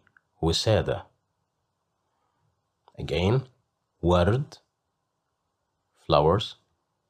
Wujuh, faces. Wisada, a pillow. Now with the matching exercise. Here we have the letter waw with the 3 different short vowels, fatha, dhamma, and kasra. And here we have the 3 pictures, so you will just pause the video and match the right sound with the right picture and resume to know the right answer. Good luck. Well, here we have wa, so this is supposed to be matched with ward, which means flowers. Wu is supposed to be matched with wujuh, which means faces. We is supposed to be matched with wisada, which means a pillow. Well, that's all for this lesson today and the letter waw. In the next lesson and the last lesson at the same time, in the next lesson we'll be dealing with a new letter which is similar to the Y in English. We'll be dealing with the letter ya. See you there. مرحبا بكم من جديد, everybody. Welcome again. Today we'll be dealing with the 28th letter in the Arabic alphabet and the last letter in the Arabic alphabet, the letter ya. And as I said in the last lesson, it is similar to the Y sound in English. So how do we write it? As you see, it looks like a duck. Okay, so hold your pencil, starting from the right, making the head of the duck, and then moving to make the entire body and the tail. Then we put the 2 dots right below. Again, yeah, that's the letter yeah. Yeah, it's very simple. Yeah.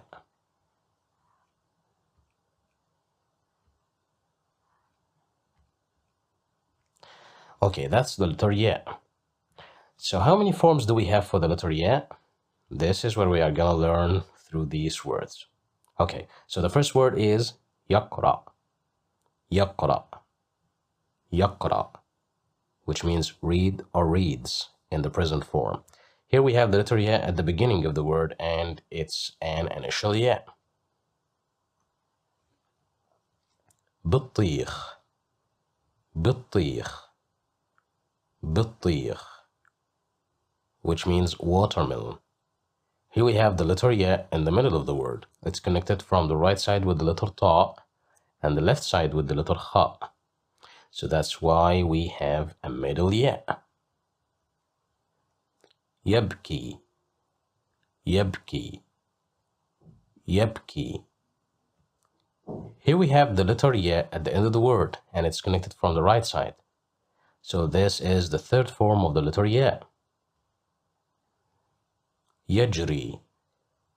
يجري.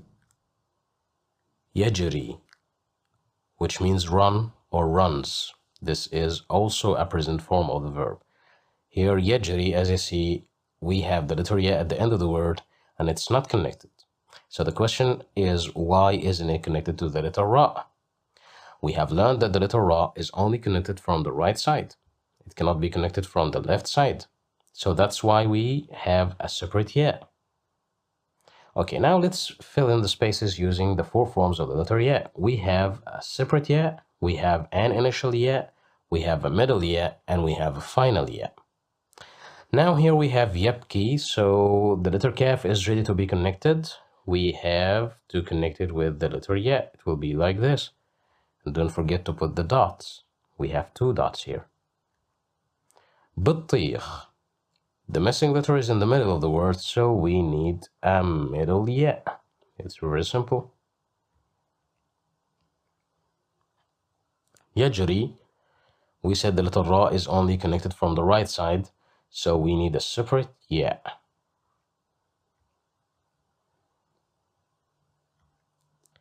يقرأ. يقرأ.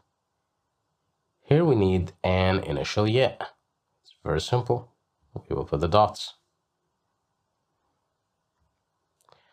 And like all the 28 letters that we have learned and we have dealt with here, we have the short vowels or al-harakat al-qasira, which control the way we pronounce the letters in Arabic. Here we have fatha at the top of the letter ya, so we will pronounce it as ya, ya, ya. And here we have dhamma, so we will pronounce it as you, you, you. Now we have kasra, so we will pronounce it as ye, ye, ye. Listen again and repeat. Yeah, you, ye.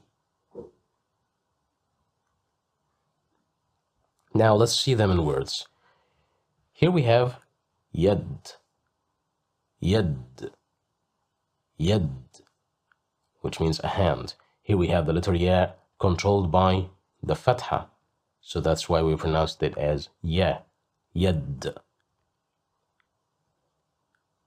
Yusufi, Yusufi, Yusufi, which means tangerine. Here we have the letter ya controlled by dhamma, so that's why we pronounced it as you, Yusufi. Yin, yin, yin, which is a Japanese currency. Here we have the letter ya controlled by kasra, so that's why we pronounced it as yi, yin. Okay, let's practice them again. Yad, Yusufi, yin. Now with the matching exercise. Here we have the letter ya with the 3 short vowels. Here we have fatha, and here we have dhamma, and here we have kasra right below the ya. So you will just match the right sound with the right picture, pause the video, do it yourself, and then resume to know the right answer. Well, here as you see, we have ya, so this is supposed to be matched with yad, which means a hand. Here we have you, Yusufi, will be matched with tangerine. And here we have ye, it will be matched with yin, the Japanese currency. That's all for the letter ya, and that was the last and final letter in the Arabic alphabet course. Thanks for watching. Assalamu alaikum. Hi everybody. Welcome again. And in these coming lessons, we'll be dealing with the long vowels. We said before that we have short and long vowels in Arabic. We call the short vowels al-harakat al-qasira, and we call the long vowels al-harakat al-tawila. But before we get started with these long vowels, we need to know that we had 3 short vowels in Arabic. We had fatha, dhamma, and kasra. And these 3 short vowels are the same long vowels with an addition, which if it is added, these short vowels will turn into long vowels. So in today's lesson, we'll be dealing with the first short vowel, but before we get started, we will make a quick revision on fatha sound to use it as a starting point for today's lesson. Here, as you see, we have the letter ba, and it is controlled by fatha, as you see, so we will pronounce it as ba, baqara. Here we have ta controlled by fatha, so we will pronounce it as ta, like in the word tamr. Here we have sheen controlled by fatha, so we will pronounce it as sha, like the word shajara. Here we have the letter ra controlled by fatha, so we will pronounce it as ra, like in the word rajul, which means a man. So what is the long vowel that comes out of this short vowel, fatha? Well, here as you see, we have the letter ba controlled by fatha. And if we add the letter alif, we will have a new way of pronouncing the letter ba. As you see here, the letter ba with fatha will be pronounced as ba. But if we add alif, it will be ba. This is what we call it mad bil alif. Here we are stretching the sound. So what helps us to stretch the sound? It's the letter alif. So in order to make the mad bil alif, all what you need to do is just to bring us a letter that is controlled by fatha, and then you add the letter alif to this letter controlled by fatha to make a new long sound made by fatha added to the letter alif. Here we have ta. It's controlled by fatha. What do we need in order to make mad bil alif? We just need an alif. So we will add them. It will be ta plus alif. It will be ta. Here we have the letter sheen controlled by fatha. So we will pronounce it as sha. But if we add alif, it will be sha. We have the letter ra controlled by fatha. So if we add alif, it will be ra. As you see, we have a little bit difference here. The letter ra with fatha is pronounced as ra. But if we add alif, this means that we have added mad bil alif, which makes the sound longer. So we have it ra. Okay, so here we have alif controlled by fatha. And when we added another alif, we had a new letter. Does it look like a new letter? We have this sign. We haven't seen this sign before. It looks like a wave. And it looks, according to mathematics, looks like similar to sign. What is this? Here we have this letter alif controlled by fatha, and we want to add alif. And as you know, we can't connect them together because the letter alif is not connected from the left side. So how will we be able to connect them together like we did in the other letters? So we need to express the stretching in sound by using this sign. So if you find this alif with this similar to sign, this means that we will pronounce it as a. So this is mad bil alif, but with the letter alif. So again, here the letter alif is controlled by fatha, so we will pronounce it as a. Then we added another alif, so we will change the way the alif looks, and we will use the similar to sign to make it as a. Well, now you will listen to me carefully and repeat after me. Taj, taj, taj. Here we have the letter ta controlled by fatha, and then we added the letter alif, so we have mad bil alif. Here the sound is longer than we are used to deal with, so we will pronounce it as taj. ماعز ماعز ماعز. As you see here, we have the letter meme controlled by fatha, so it's supposed to be pronounced as ma. But here we have alif, so fatha and alif. This means that we have mad bil alif. So this is a long vowel. We will pronounce it as ma. ماعز. ساعة ساعة. Here we have the letter sin controlled by fatha, and then we have alif. So a letter controlled by fatha plus an alif means that we have the long vowel of mad bil alif, which makes us pronounce it with a stretch. ساعة. طائرة طائرة. Here we have the letter ta controlled by fatha, and we have alif. So that's why we pronounce it as طائرة. مفتاح مفتاح. Here we have the letter ta controlled by fatha, and we have alif right after the ta, so this means that the vowel is going to be longer than we used to deal with, so we will pronounce it as ta. Here, مفتاح. آثار آثار. Here we have two mad. We have mad bil alif with the letter alif, and this is the sign, as we said before, the similar to sign or the wave. That's the sign of mad bil alif with the letter alif.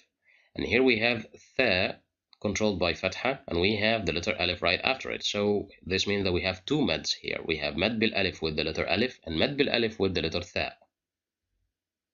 Now let's read and notice the difference. Tamr, taj. Here we have the letter ta controlled by fatha, so it's a short vowel, tamr.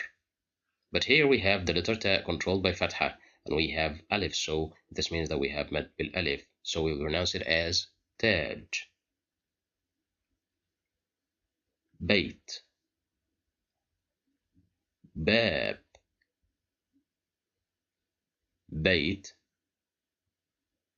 bab. سمكة, ساعة, سمكة, ساعة.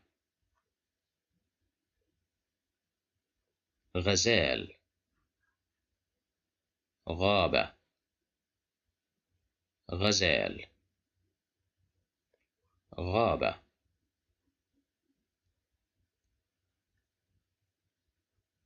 شجرة, شارع, شجرة,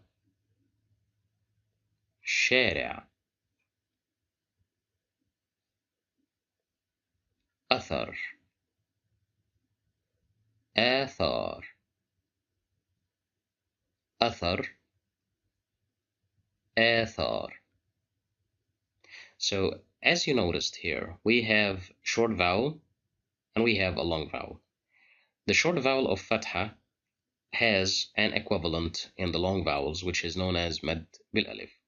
So how to make mad? Oh, what you need to do is just to bring a letter that is controlled by fatha and then put the letter alif right after this letter. So you will get mad bil alif. Now, as you see here, we have some words with the short vowel fatha, and some of them are with mad bil alif. And we have this table. We have the short vowel column here, which includes these words, which is supposed to be with haraka qasira. And we have the long vowel column here, which is controlled by mad bil alif. So as you see here, we have the letter ta at the beginning of the word tamr. Tamr is supposed to be a long vowel or a short vowel. This is what you will decide after you pause the video and do it yourself. Classify them the way you think, according to what you have learned right now, and then resume to know the right answer. Well, here as you see, we have two columns. We have a column for the short vowels and one for the long vowels here, as you see. So here we have the word tamr, which starts with the letter ta controlled by fatha, and we have no alif, so this means that we have it with the short vowel. So we will write it in the column of the short vowel here. This is tamr. Taj is controlled by mad bil alif. We have the letter ta with fatha, and then we have alif, so this is a long vowel word. Here we have it, taj. I will write it like this. Shajara, we have the letter sheen with fatha, we have no alif, so this is a short vowel word. We will write it here in the short vowel. Samaka, we have it controlled by fatha, so we will write it in the short vowel column because there is no alif here, so there is no mad bil alif. Shari'a, shari'a. As you see here, we have mad bil alif, so we will write it in the column of the long vowel. غابة, غابة. This is a long vowel word also, so we will write it in this column. هاتف, هاتف. The letter ha is controlled by fatha, and we have the letter alif right after the letter ha, so this is a long vowel word, so we will write it here. So as you see, we have three words which are controlled by short vowel or haraka qasira, and we have four words which are controlled by the long vowel or mad bil alif.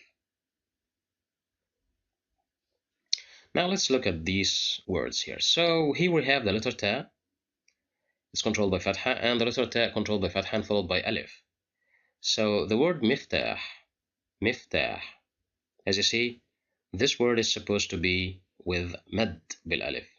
So we will connect the ta and put the alif. That's مفتاح. بيت. بيت. So as you see here, we have a short vowel. So we need the letter ba with فتحة.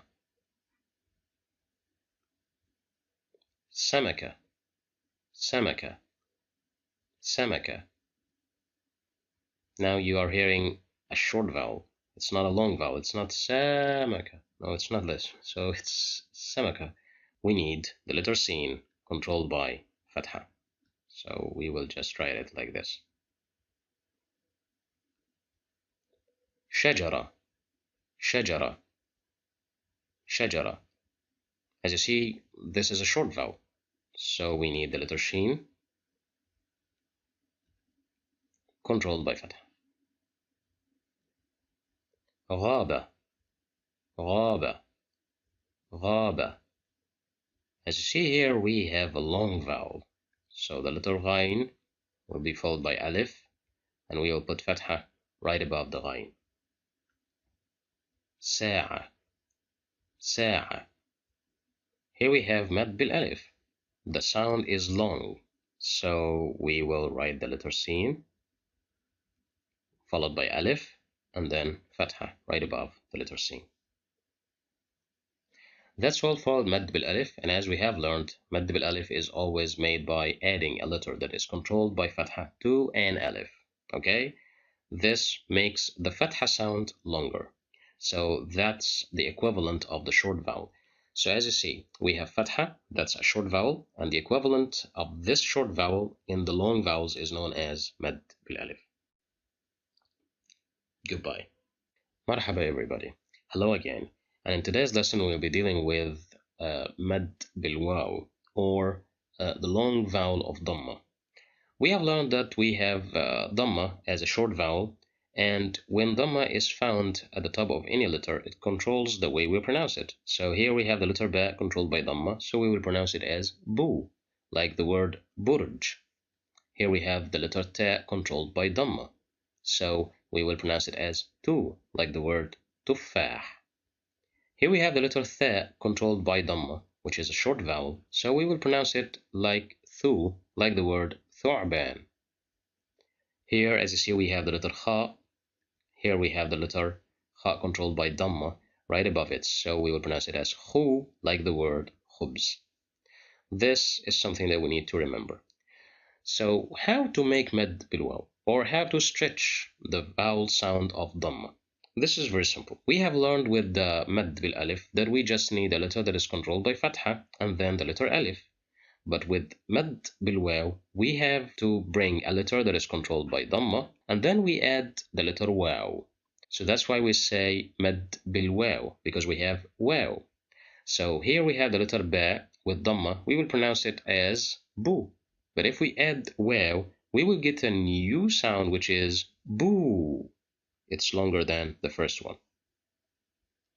Here we have the letter Ta controlled by Dhamma, so we will pronounce it as Tu. But if we add Waw, it will be Tu. Here we have the letter Tha controlled by Dhamma, so we will pronounce it as Thu. But if we add Waw, it will be Thu. Here we have the letter Kha controlled by Dhamma, so we will pronounce it as Hu. But if we add Waw, it will be Hu. Now listen carefully. Koob, Koob, Koob. Well, here we have the letter Kaf controlled by Dhamma, and it's followed by Waw, so we have Mad bil Waw, so we will pronounce it as Koob. Now again, istama' and karrir. Istama' means listen and repeat means carrier, so listen to this word and repeat it after me. Hoot, Hoot, Hoot. Here we have the letter Ha controlled by Dhamma, and we have the letter Waw right after it, so we will pronounce it with the long vowel Hoot. Sunduq, صندوق صندوق. Here we have the letter dal controlled by Dhamma, and we have wow right after the dal, so we will pronounce it with long Dhamma. We will say do. It will be longer. صندوق. We have mad بالواو. طيور طيور طيور. Here we have the letter ya controlled by Dhamma, and we have wow, so there is mad بالواو. As you see here, we have the letter ta. It's controlled by Dhamma, but there is no mad بالواو with the letter ta. Why? Because it's not followed by wow. نقود نقود نقود. Here we have the letter qaf controlled by Dhamma and followed by wow, so that's why we'll pronounce it as qu. نقود. وجوه وجوه وجوه, which means faces. As you see, we have different faces here, and we have the letter Jim controlled by Dhamma and followed by wow, so we have mad بالواو. Now let's see the difference between the two vowels. We have the short vowel, which is known as Dhamma, and we have the long vowel, which is known as mad بالواو. Here, as you see, the letter Jim is controlled by Dhamma in this word, jubn, jubn. But here we have the letter Jim is controlled by Dhamma and followed by wow, so here we need mad بالواو. We will pronounce it as wujuh, wujuh, wujuh. حمص حمص. حوت حوت.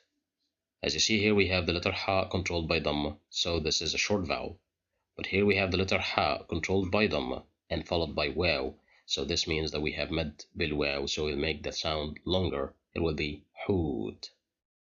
دب دب. صندوق صندوق صندوق.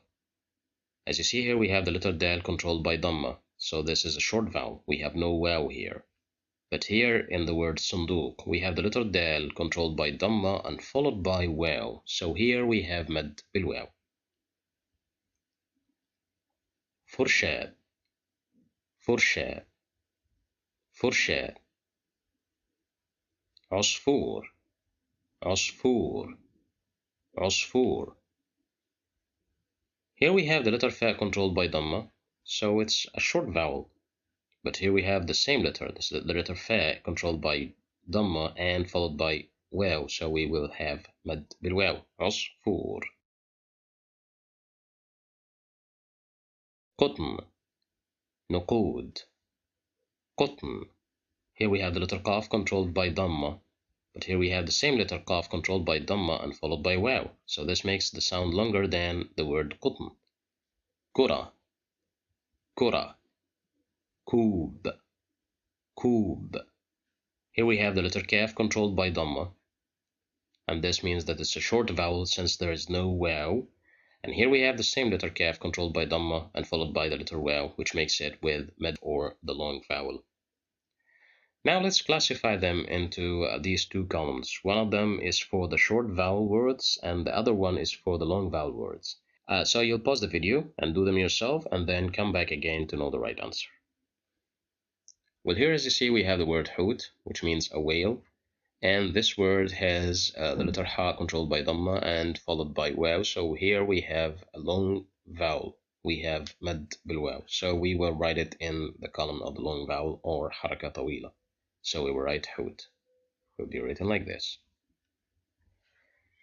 Dub is controlled by Dhamma. We have no wow here, so it will be written in this part. Sunduq, we have the letter dal controlled by Dhamma and followed by wow, so here we have mad بالواو. So we will write it here in this part of the long vowel column. Sunduq. Here we have kharoof. It's also with long vowel, so we will write it here. Kharoof. Ghusn is a short vowel, so it will be written like that here. Asfour has a long vowel, This is عصفور. Cotton will be written here. This is cotton. كرة, it will be written here.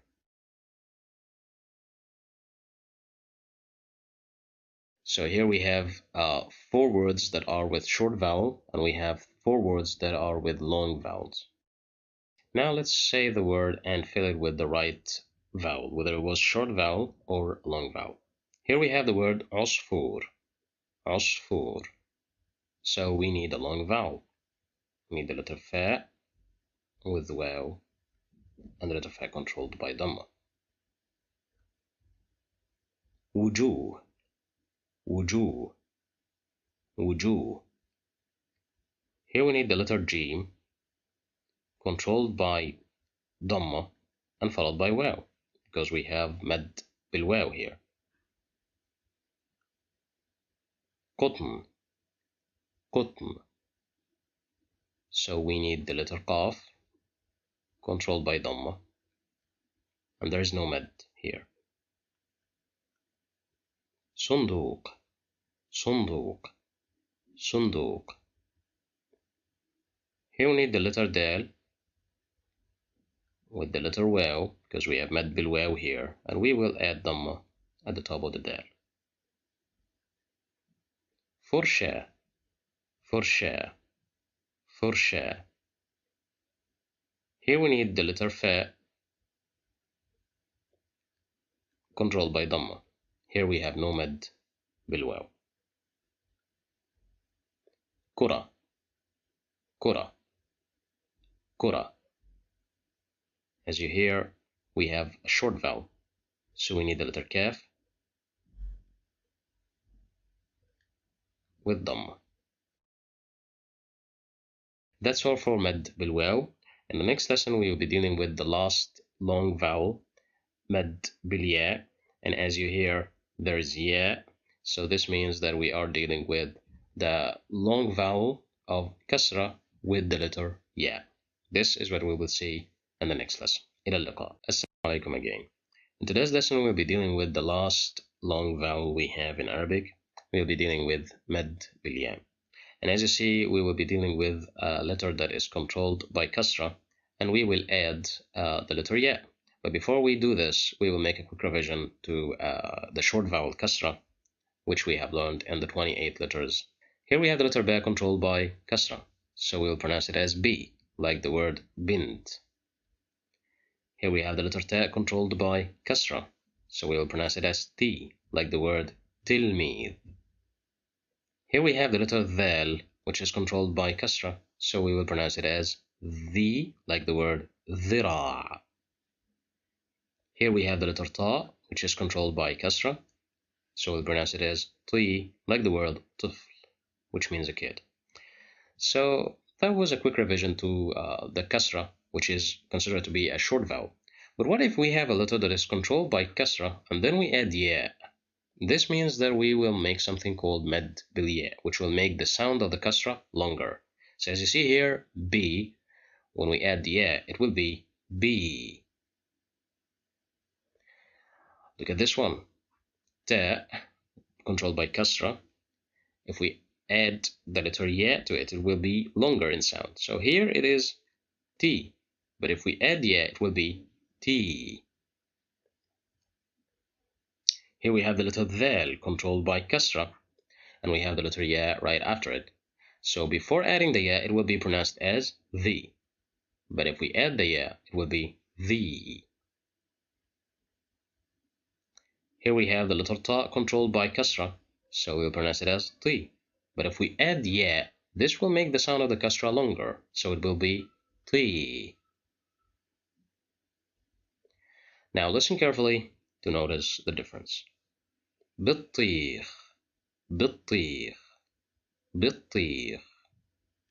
As you see, we have the letter ta controlled by kasra and followed by ya, so that makes the sound longer. حديقة. حديقة. As you see here, we have the letter dal controlled by kasra and followed by ya, so this makes mad بالياء, which makes the kasra longer. حديقة.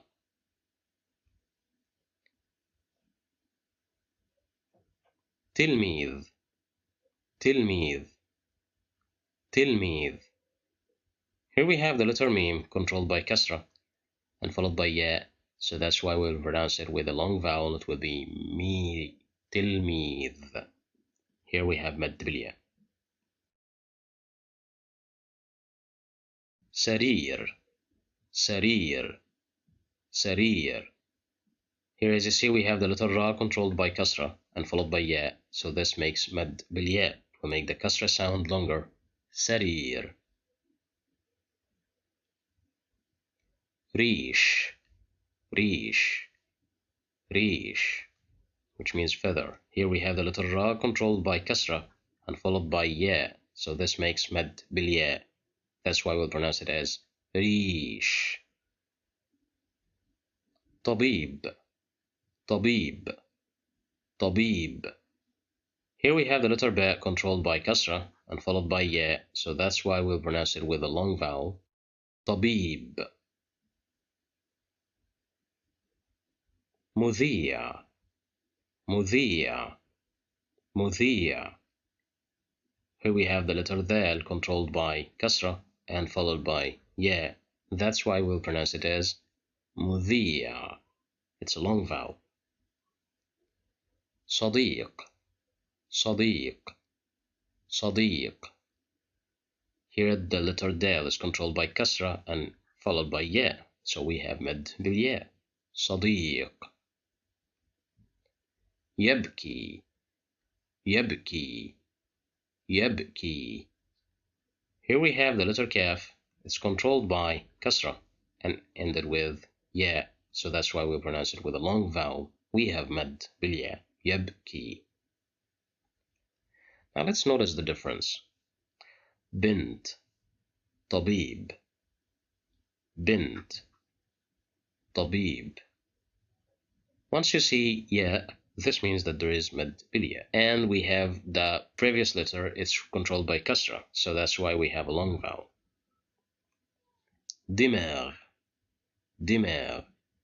Here we have the letter dal controlled by kasra, so we pronounce it with a short vowel. دماغ. But here look at this word. حديقة حديقة. Here we have the letter dal controlled by kasra, and there is the letter ya right after the dal, so there is مد بالياء. That's why we pronounce it with a long vowel. حديقة. مفتاح مفتاح. تلميذ تلميذ. رمال رمال. سرير سرير. So as you see here, the word rimal, we have the letter ra controlled by kasra, so we have a short vowel. But here we have the word sarir. There is ra controlled by kasra, and there is the letter ya that makes the mad bilya. ذراع ذراع.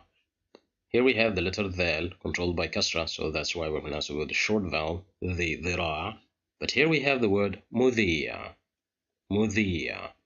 We have the letter dal controlled by kasra, and we have the letter ya, which makes mad بالياء. كتاب كتاب كتاب. Here we have the letter kaf controlled by kasra, so that's why we pronounce it with a short vowel. But here we have the word يبكي يبكي. We have the letter kaf, it is controlled by kasra and followed by ya, so that makes mad بالياء. Now we will classify these words according to the vowel. Whether it was a short vowel, we will put them in the short vowel column, and if they have a long vowel, we will put them with the long vowel column. Here we have the word بنت, طبيب, حديقة, ضفدع, تلميذ, طفل, مذيع, ظل, يبكي. Pause the video and classify them, and then resume to know the right answer. Well, here as you see, we have the letter ba at the beginning of the word bint, and we have kasra, but we have no ya, so this is a word of a short vowel. So we will write it in the column of the short vowels. We will write it here, bint. The word tabib, we have ba with kasra, and we have the letter ya, so here means that we have mad bilya, so we will write it here, tabib. حديقة, it's also controlled by kasra with ya, so we have mad bil ya. We will write it here. حديقة. ضفدع, the letter dot is controlled by kasra, so we will put it in the column of the short vowels. ضفدع.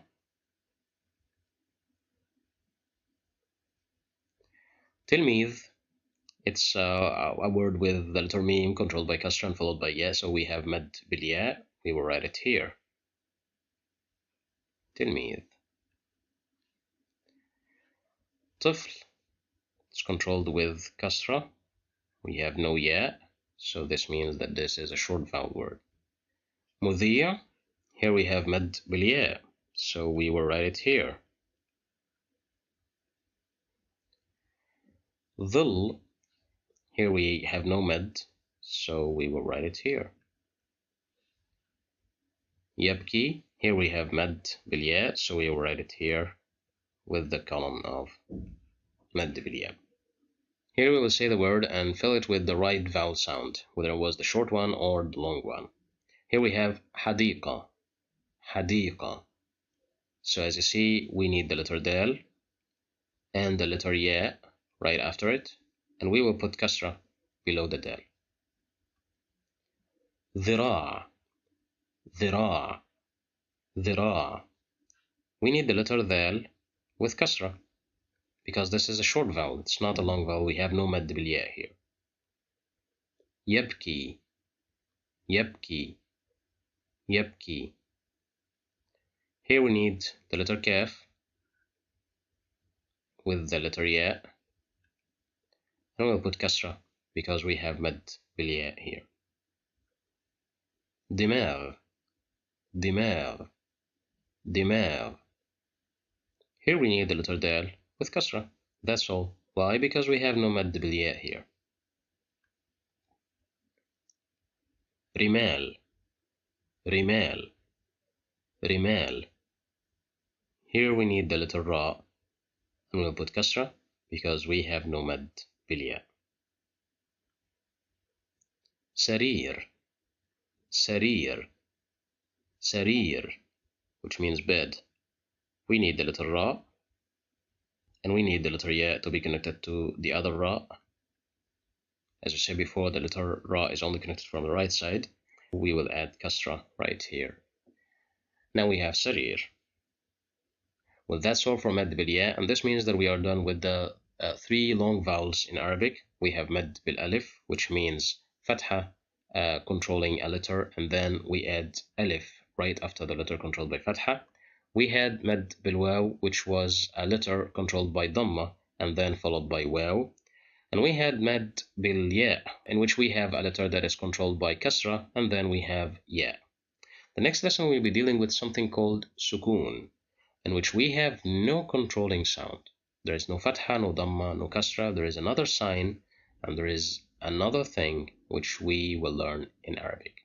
This is very new, so see you there. Assalamu alaikum, marhaban bikum min jadid. Hello and welcome again. And in today's lesson, we will be learning something new, which is known as sukoon. Here we have a quick revision to the short and long vowels that we have learned. So here, as you see, we have the word bait, and we have the word bab. Bait and bab. Here we have the same letter, ba. It's controlled by fatha, so this is a short vowel. But here we have the same letter, ba, controlled by fatha and followed by alif. So this means that we have mad bil alif, and we said that in order to make a word controlled by mad bil alif, all what you need to do is to bring a letter that is controlled by fatha and then put an alif right after this letter. And the second word, we have the word bint, and we have the word tabib. The word bint is controlled by kasra, so this is a short vowel. And here we have the word tabib controlled, the letter ba is controlled by kasra and followed by ya. Burj. So here, as you see, we have the letter ba controlled by dhamma. So this is a short vowel because we have no waw. But here with the word buq, buq, which means a horn. Here we have the letter ba, it's controlled by dhamma, and we have the letter waw, which makes mad bil waw. So what about sukoon? In today's lesson, we'll learn something which is known as sukoon, and that's the sign of sukoon. Looks like the symbol of the degree. Here, as you see, we have the letter ba. It's controlled by sukun. We have no haraka. We have no vowel. We can't pronounce this letter. At the moment, we can't pronounce it. So how can we pronounce sukun, or how can we discover sukun in the word? We need a letter before the letter that is controlled by sukun. That's number one. And this letter is supposed to be controlled by fatha or dhamma or even kasra. Okay? But this is the first condition. You need a letter before the letter controlled by sukun in order to feel this sukun or feel the no vowel sound. Okay? So what if the letter that is controlled by sukun is at the beginning of the word? How can we pronounce it? This will never happen because the letter that is controlled by sukun never comes at the beginning of the word. So let's see this in words. As you see here, we have the letter ba. It's controlled by sukun, and it's the second letter. And as I said, a letter that is controlled by sukun never comes at the beginning of the word, never. And in order to feel this sukun, we need to have a letter before it. This letter will be controlled by one of these vowels, fatha, dhamma, or kasra. As we have it here, ibra, ibra, ibra. So you can feel this sukun. There is no fatha, dhamma, or kasra with the letter ba. There is no vowel. Ibra. Bint. Bint. As you see here, we have the letter nun. It's controlled by sukun. We have no vowel here. But the previous letter, it's controlled by kasra. Tamr. Tamr. Here we have the letter ta. It's controlled by fatha. And we have the letter mim with sukun. So we have no vowel here. Tamr. Tha'lab. Tha'lab. As you see here, we have the letter ayn with sukun right above it. And the previous letter is tha, controlled by fatha. Tha'lab. Jubn. Jubn, which means cheese. Here we have the letter ba with sukun. And the previous letter is controlled by dhamma. Malh.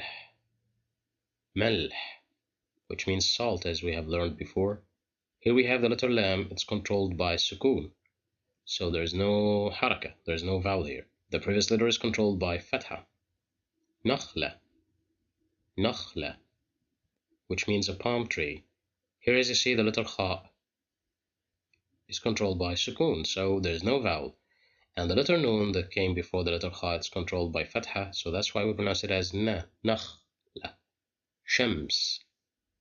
Shams. Here the letter mim is controlled by sukun, and we have no vowel. Sunduq. Sunduq. Here the letter nun is controlled by sukun.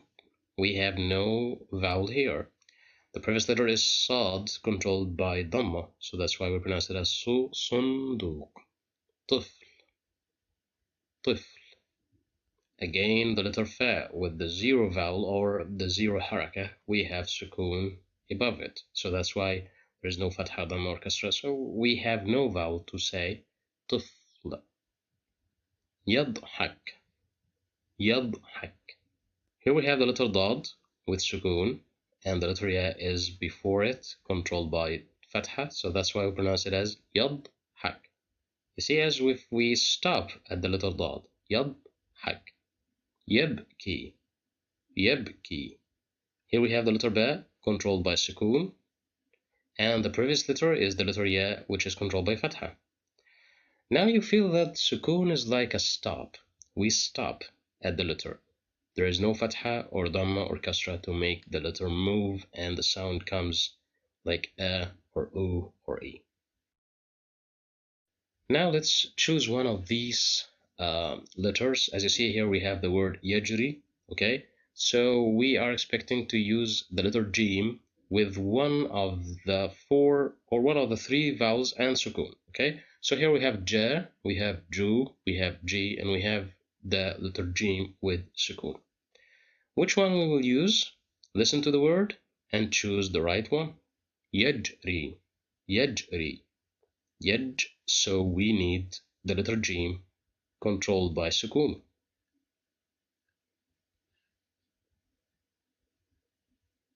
Word, word.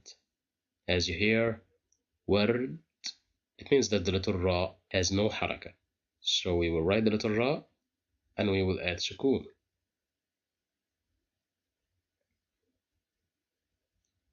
Dellu, dellu, dellu. As you see here, the letter Lam is controlled with no haraka. So we need sukun. Manzil, manzil, manzil. Here we need the letter Noon with no haraka. So we'll put the dot and put sukun. لعبة, لعبة. As you see, we need the letter Ain, but this time with sukun because there is no haraka here. So from what we have learned, we will notice that sukun means that there is no vowel, there is no haraka. It's like a stop, okay? And in order to feel it, we need a letter before the letter that is controlled by sukun. We need a letter that is controlled by fatha, dhamma, or kasra right before the letter which is controlled by sukun. And we have learned that the letter that is controlled by sukun never comes at the beginning of the word. Okay? That's all for today's lesson and the sukun lesson. The next time we will learn a new thing which is known as tanween. What is tanween? We will learn this in the next lesson. I'll see you there. Assalamu alaikum. Hello again, and in today's lesson we'll be dealing with a new thing that we will learn in order to be aware of the way we pronounce the letters and we pronounce the words in Arabic. Today we'll be dealing with something called at-tanween. So what is tanween? Well, as you see here, we will consider this line in red to be the line on which we write the words, or we will consider this line to be in place of the letters that we use in Arabic. As you see, we have three signs here. We have Dhamma, which is, it looks a little bit different from the Dhamma which we have learned. The Dhamma we have learned is written this way, okay? Looks like a wow, but it's a small wow at the top of the letter. But this one is a little bit different. It's written like this, okay? What's this? This is known as Tanween bid-Dhamm. And it's written this way, and sometimes it's written like two dhammas, okay? So we have two ways to write tanween bid-dhamm. This one and that one. In computers and in the typed fonts which we use in typing, it's written like this one. But in the normal way, we write them two dhammas right beside each other, okay? So this is tanween bid-dhamm. And this one is tanween bil kasr. We have two kasras right below the letter. And this is fatha, okay? This is tanween bil fath. It's two fathas right side by side. They are standing together or working together. So these are known as tanween. Well, as you see here, the word kitabun, kitabun. Here we have the sign of tanween, which is, as I said before, it's written this way. That's the normal way, and that's the most common. And it's written this way, like how it's written in computers, okay? Okay, so here we have tanween at the end of the word, and you will always find tanween at the end of the word, whether it was tanween with dhamm or tanween with fath or tanween with kasr. Okay, so this is very important. You will never find tanween in the middle of the word or at the beginning of the word. It's always at the end of the word. Okay, so as you see here, we have the word kitabun, kitabun, kitabun. We didn't say kitab, okay? We say kitabun, but we didn't write it like this. It's not written like this. It's not bun, okay? Okay, here we have the letter ba. It's controlled by tanween bid-dhamm, which is pronounced this way, okay? But we don't write it this way. We write it this way. Why we don't write it ba and noon? Because we have a sign that will summarize this and will make it abbreviated in this sign. Okay, so this is the word kitabun. Burjun, burjun. Here we have tanween with dhamm. Burjun. Malhun, malhun. Here we also have tanween with dhamm. Lisanun, lisanun. لسان. Here we have tanween with dam. لعبة. لعبة. As you see, we always have the tanween at the end of the word. Here we have the letter ta, it's controlled by tanween, so we pronounce it as لعبة. لعبة. ماء. ماء. ماء. Here we pronounced the hamza as a. ماء. Okay, it's also controlled by tanween بالضم. So we have tanween بالكسر or tanween with kasr. And when we mention the word kasr, it means that we need kasra. Okay, so tanween with kasr or tanween bil kasr, it's made by two kasras. So here, as you see, we have the word kitabin. Kitabin. So this ba is like ba and noon. The noon is controlled by sukun and the ba is controlled by kasra. That was different from the way we pronounced tanween with dam. We wrote it like this. It was ba and noon. The noon was controlled by sukun and the ba was controlled by dhamma. So tanween بالضم, we need a letter that is controlled by dhamma. Tanween بالكسر, the letter is controlled by kasra. So that's why we pronounce it as kitabin.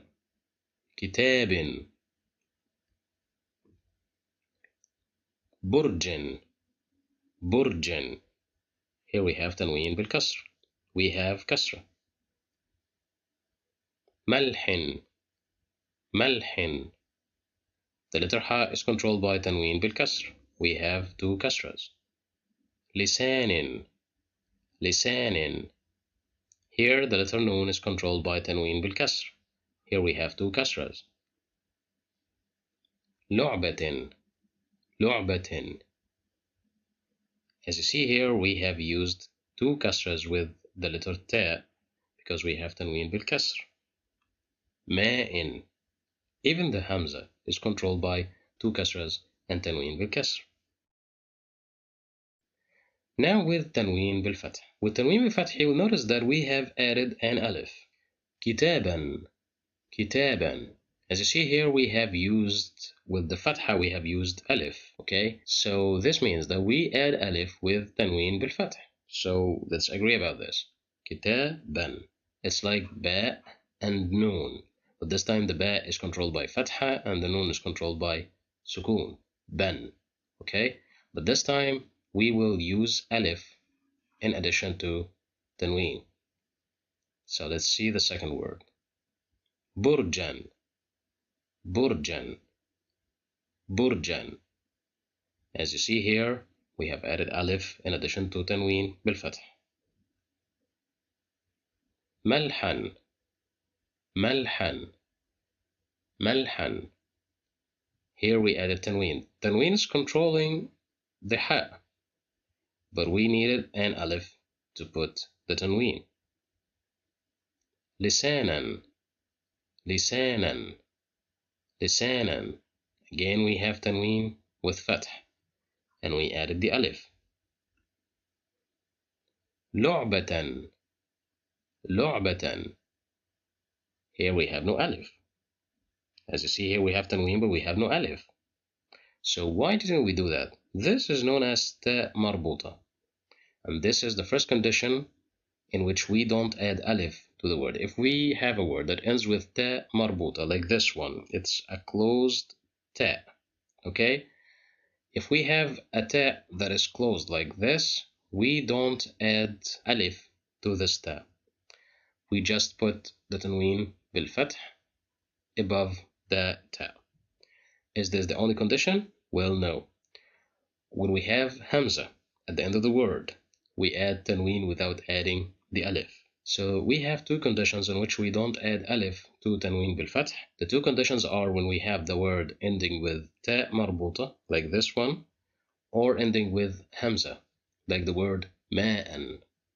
Ma'an. Okay, that's all for the lesson of tanween, and the next lesson we will be dealing with the new lesson and the last lesson in this course. It's shadda. So what is shadda? This is what we are gonna learn in the next lesson. See you there. Assalamu alaikum. Hello again. Welcome to this Arabic alphabet course, and this is the last lesson in this course, and we are dealing with a new thing that we will learn in this Arabic lesson. It is shadda. What is shadda? The shadda is written, as you see, it's written like the letter sin.